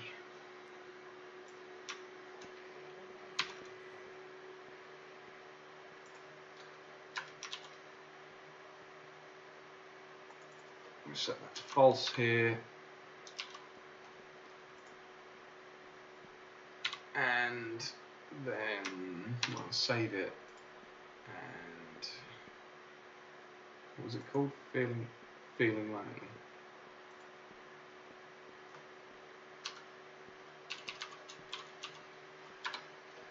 Feeling lonely is true, and so now it ought to be. Once we've been greeted by the secretary, then the moment we walk through that trigger, feeling lonely will be set as the AI's world state, and they should then bring their phone out in the gesture that shows them to be calling mama, and it ought to then play the right audio cue, which is this robot voice saying something like, put on your water boots, it's gonna rain packets. It's perfect, run it, ship it. Okay, let's hope so, Zek, let's hope. So now we need to, because we've changed something in the physical level, we have to build asset bundles, which takes a moment. Will the secretary has free time? I cheated and I just, check validation window. I cheated with has free time and just set it to true anyway. But in the future we could then expand has free time out to to require it being between certain hours in the day. And if you remember, like there's a clock app that the player has, so you could set the clock up to look at the clock, but for the player to look at the clock timing. Validate mission issues, no rest. There is a rest point mission object. Layers. Okay. So build levels. What we do need to check is that phone charged is true as well by default. I think it is. Feeling lonely, true. Phone has free time, true. Yeah, phone charged, true. So it's only feeling lonely and called mama that we've set to false that need to be changed, essentially.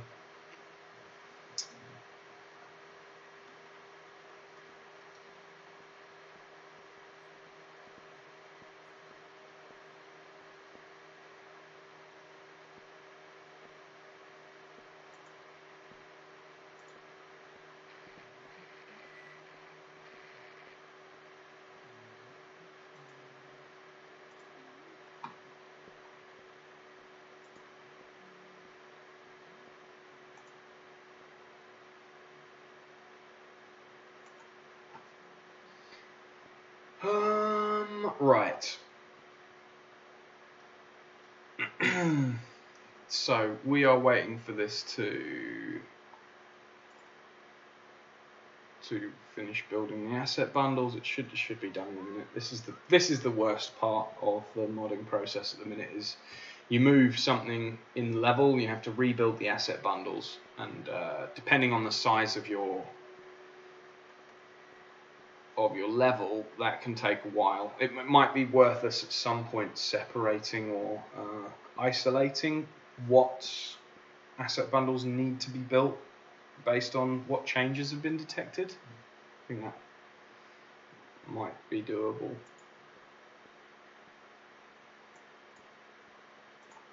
Still building them. Yeah. Feel free to ask questions to help me fill time while we're waiting for these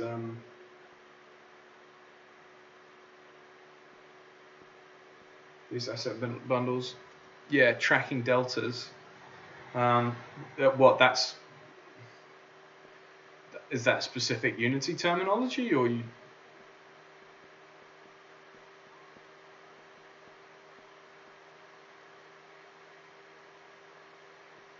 Like, is that a thing that we can do with asset bundles and asset bundle packages, or you just mean for literally just diffing what has changed?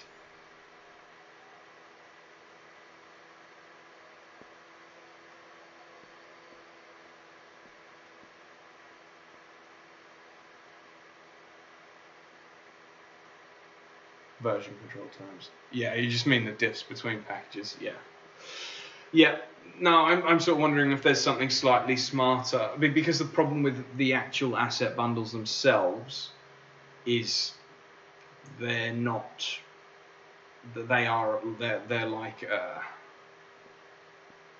they're a data blob, essentially. They're not separated out into anything. So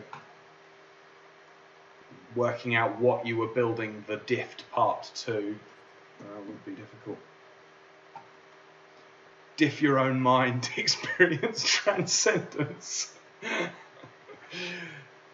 Well, I mean, funnily enough, Zek being in the chat, I think Zekmo would have some ideas around experience transcendence. That's technically what you do for a living currently, isn't it, Zekmo?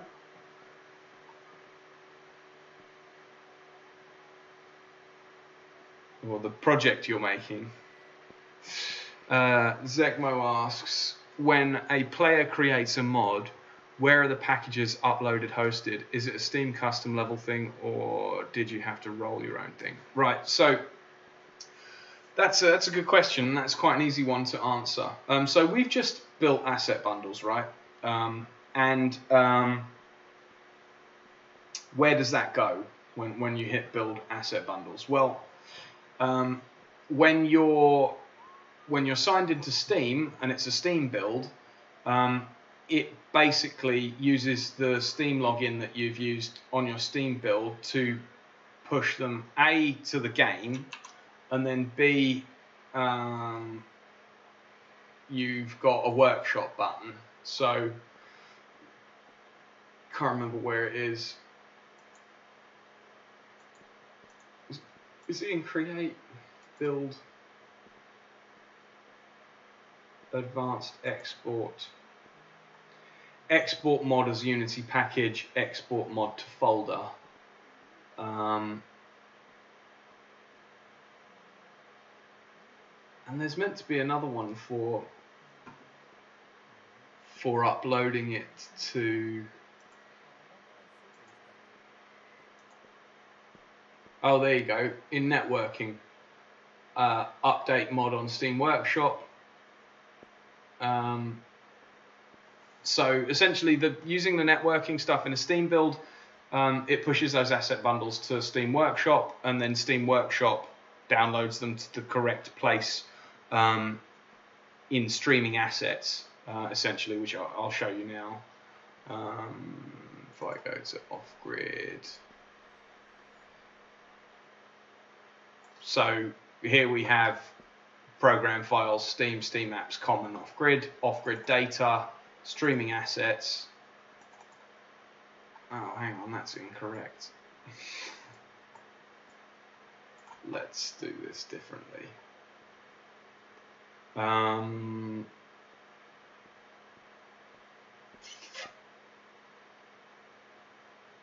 Where does it sit?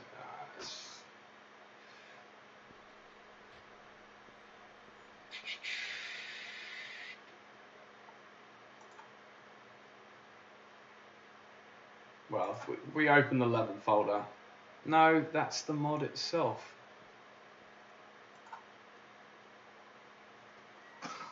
You must send it to Steam apps.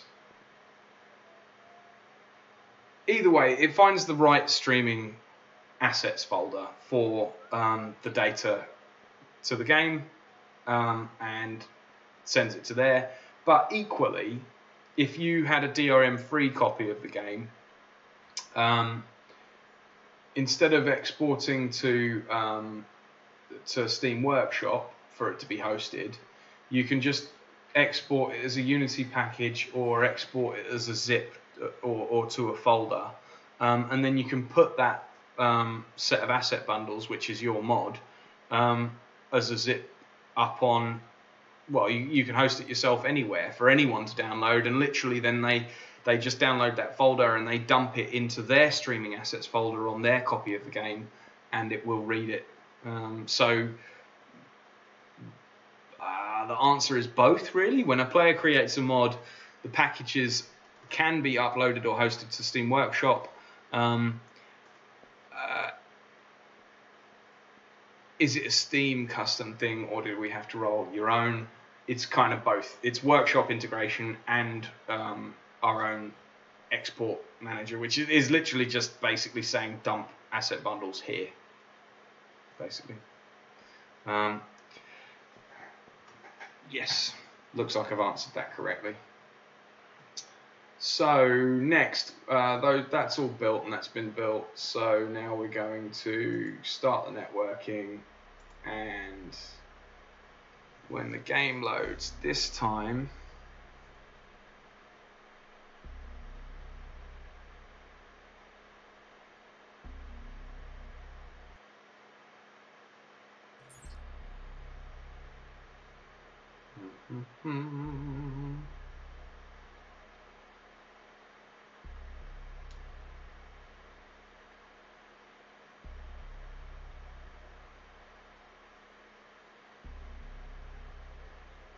when the game loads this time.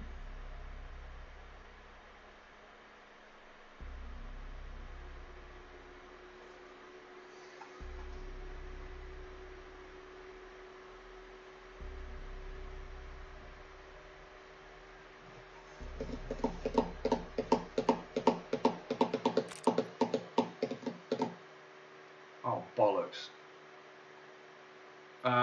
Right. That's just because I have to rebuild. We have to rebuild the asset bundles, I'm afraid, because I didn't rename that object correctly.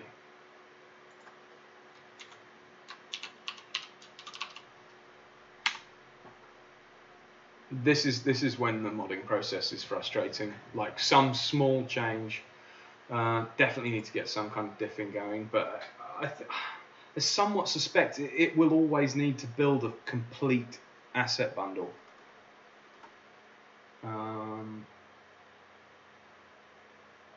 We'll have to see.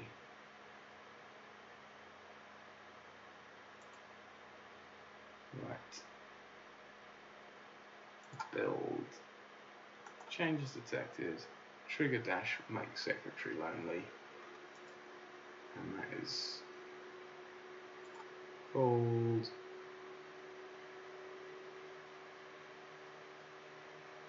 trigger dash make secretary lonely.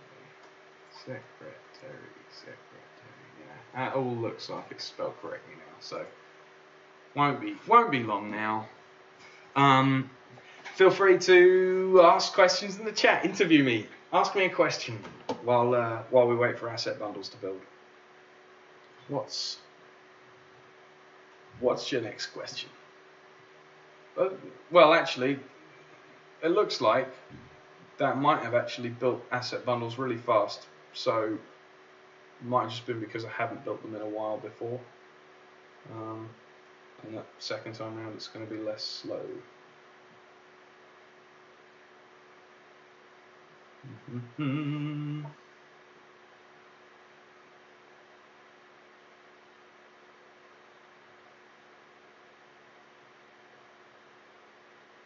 Well, no, it's still slow.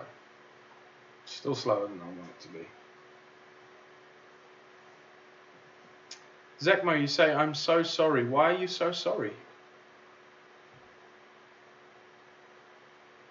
I'm so sorry because I misnamed something.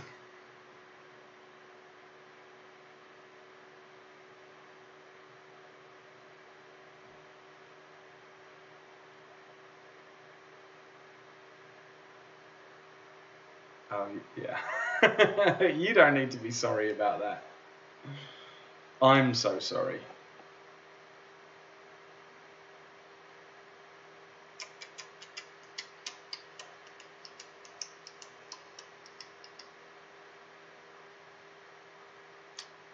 Wait all that time for it to be done building. Only have to do it again.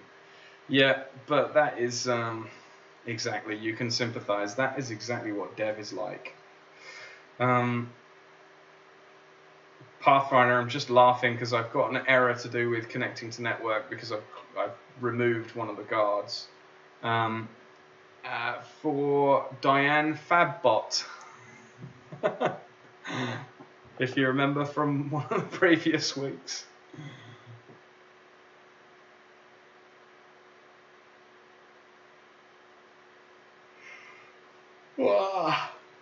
Sorry, it's just past midnight, so getting into the witching hour.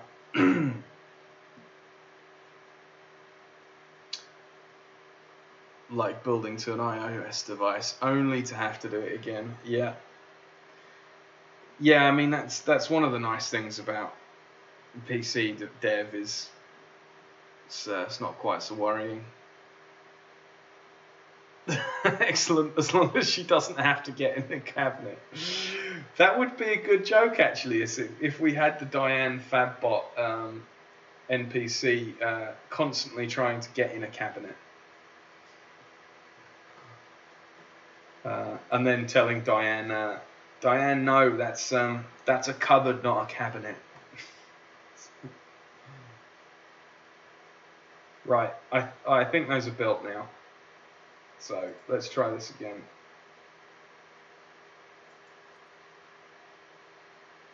It's networking.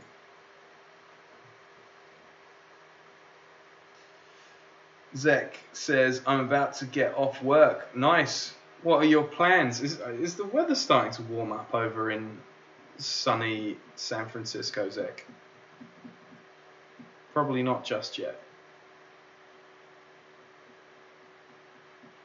What are your after work plans? Family time, I suppose.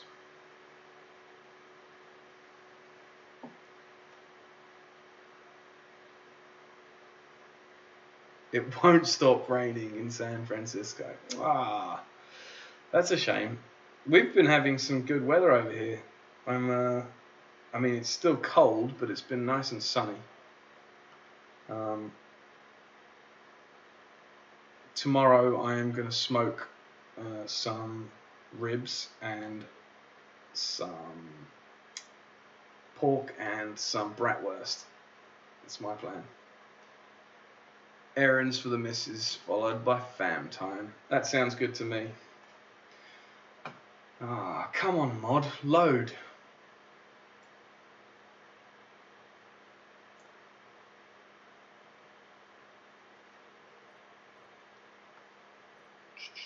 Oh, I might have to. Oh no, this does happen. Yeah, you have to close that and reopen the game.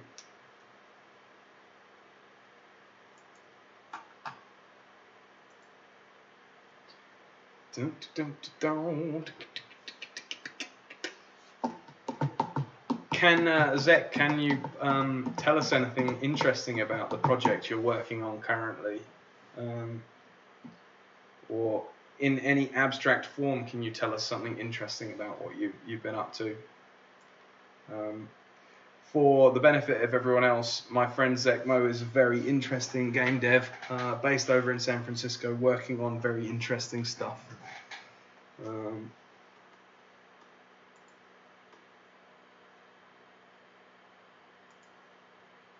And I haven't gotten to chat to you recently to work out what you've been up to. Right. So,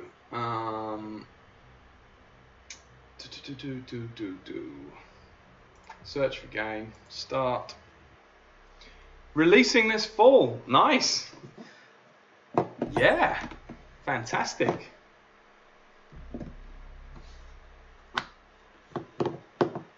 Congratulations. And you're on time for releasing this fall? Everything should be all good?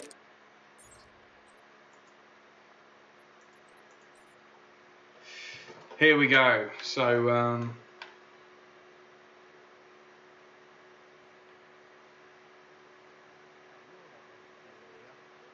there you go. She spotted us. She does her little dance, which she does when she greets us. Because I haven't got the correct animations. I can tell you more, but off stream. Yep, sounds good. Well, I'll look forward to.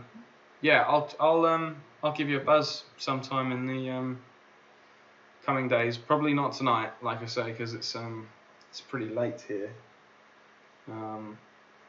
But yeah, I'd love to hear more.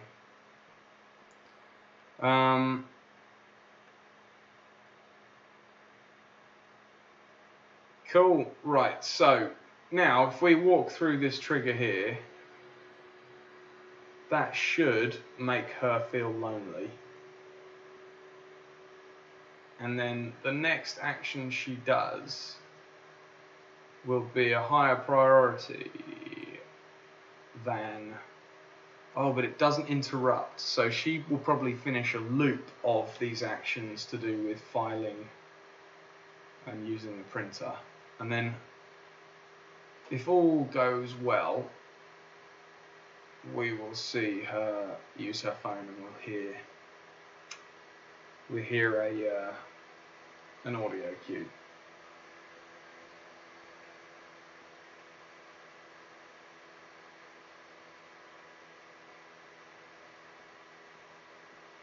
I don't know that's going to happen for sure.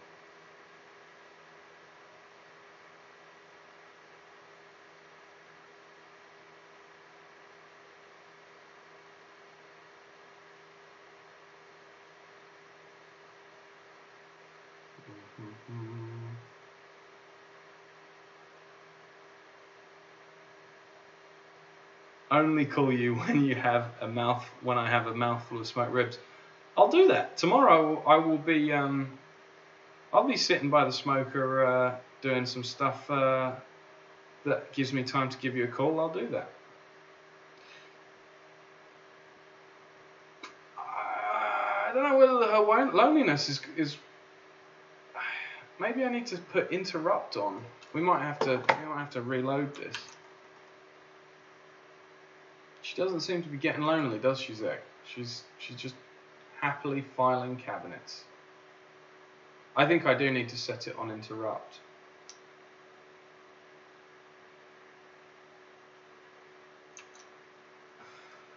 Borderlands 3 just announced for you filthy casuals.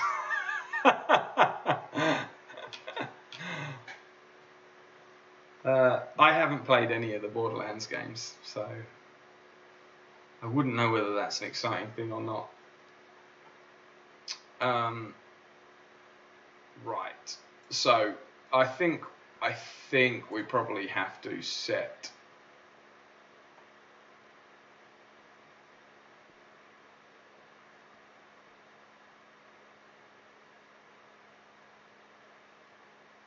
calling Mama goal to interrupt.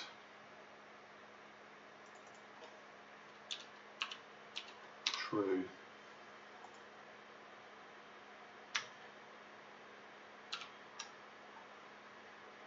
And then stop and start again.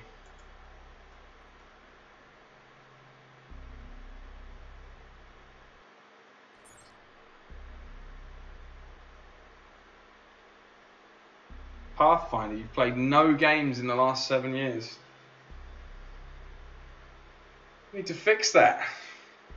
Borderlands does a lot right, especially the online play and how they handle quests and difficulty. But don't play it just to work. Thanks. Thanks, Zekmo. Well, now that I've got your appraisal of it, I don't need to play it anyway. Right, so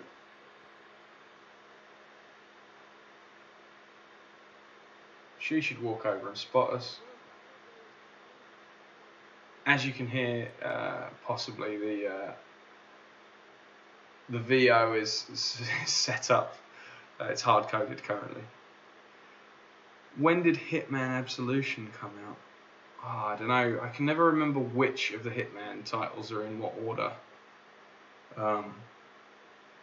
But also, I haven't played a Hitman game since the first one, so I wouldn't know. Right. So she's now doing her filing. If we walk through that trigger, it should set her to lonely. And then after she's done this interest or action, she should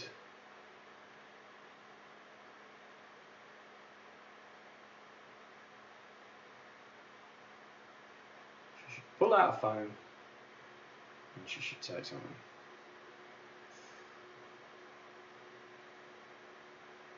Damn it! She's using the computer.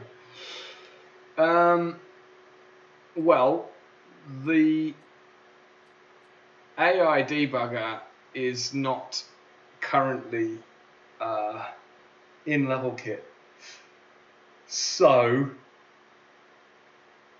that's something that Steve is working on currently, and I think he said he'd submitted something on today. So that is what we'll save for the next stream.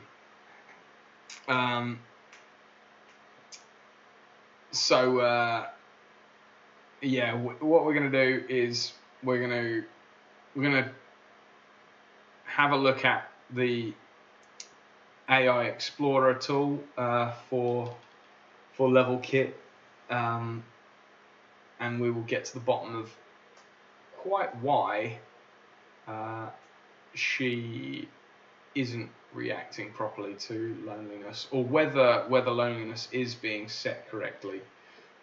We can't tell at the minute, so yeah, that'll be what we do. The secretary has a very positive outlook on life and has refused to feel lonely. Yeah, exactly. To our chagrin, she has. But hopefully, well, I think what we've done in terms of going through the script and sort of talking about actions and goals and neatening things up, and has given an overview of how that all that all functions, how it all gets written. There will be something really silly that just needs tweaking to get her states in the right order or whatever else. It might be something to do with the fact that she's doing a looping task currently, and so I need to break her out of it. But without the AI Explorer tool, that's going to be hard to debug. And that is going to be a new feature of the modding tool set come the next build, so I'll get to show that off next stream. So yeah, join us next time. In 2 weeks' time, we're streaming every other Thursday. So in 2 weeks' time, next Thursday, 9:30 p.m. GMT, whatever time that is on the West Coast for you, Zek. What time did you start watching this? Is it an 8-hour difference? So like, what would that have been? Is it like 1:30 p.m.? Something like that? Yeah, so join us at 1:30 p.m. West Coast, USA, or 9:30 p.m. UK. Yeah, I know, it's 5 hang on. Alright, so it's a 7-hour difference. So the stream started at 2:30 p.m. for you, it would seem. Yeah. So, what else was I going to tell you about? Well, remember to wishlist Off Grid on Steam and make all of your friends wishlist Off Grid on Steam. And jump in the Discord. I will just quickly drop a Discord invite in the chat.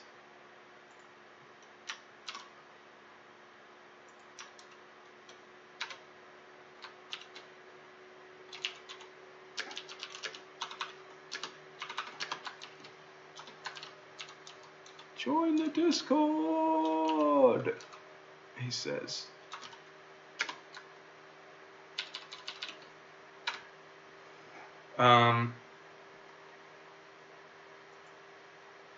If you're in London or nearby, we have a pretty cool thing going on called Bonus Stage that I have been helping organise. We just announced the lineup. It's basically an indie game showcase. It features all kinds of interesting games. It's a little bar called the Loading Bar, and it's on Sunday, April the 7th. If you're in London for Rezzed, EGX Rezzed, which runs from the Thursday to the Saturday, then it's the day after Rezzed. And yeah, we've got a new demo from Boyfriend Dungeon. We've got this very cool Arduino surveillance game called Void of Memory. We've got Disco Elysium, which is kind of an RPG. The website's going to take ages to load for some. Oh, because I'm streaming. It's kind of a point-and-click RPG cop adventure set in a pretty dark underworld setting with an amazing art style. We've got Owen's Adventure, which is a lovely kind of Game Boy-esque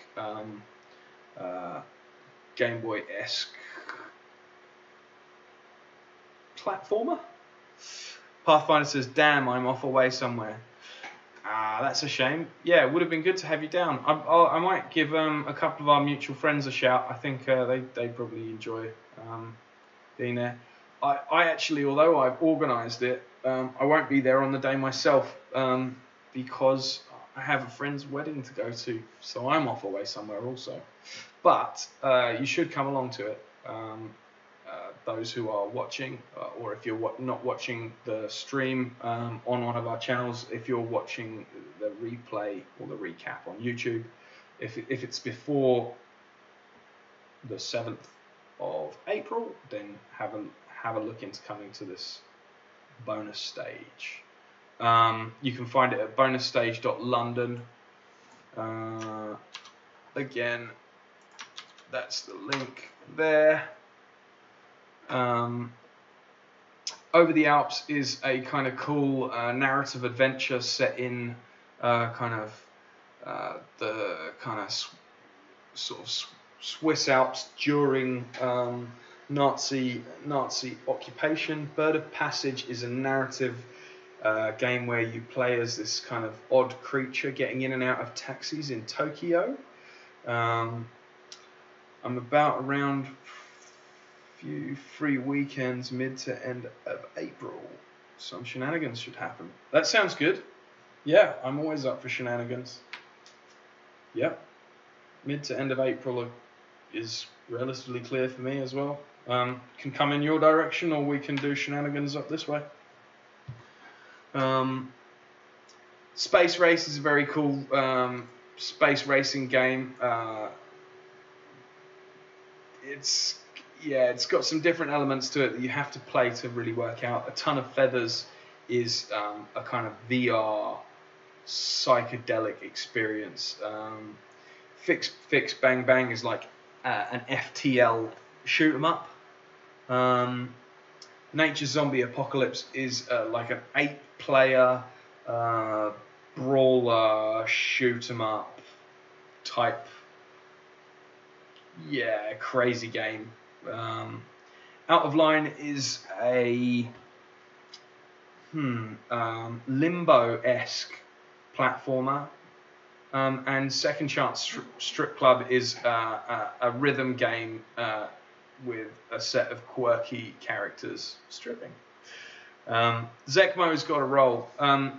Thanks so much, Zek, for coming along and asking questions and just generally helping explore the modding stuff. It's always nice to be able to chat through this stuff, and especially with a friend like you who knows a little bit about this stuff. Path either all is well. That sounds good. Yeah, we'll get something organised definitely. And then our returning champ for bonus stage is Black Friday Shopping Simulator, which is it's, as you guessed, it's a kind of shop till you drop crazy run around a supermarket game. So yeah, if you're in London, head on down to bonus stage. We've selected a great selection of games, and you can vote for your favourite game, who will get a trophy at the end of it. So yeah, that's about it from me. Remember to wishlist, like and subscribe. Follow us on Twitter, Instagram, all the stuff. And thanks very much for joining. I'll just check the chat. Yeah, it's been a pleasure as always. I will look forward to seeing you in the next stream.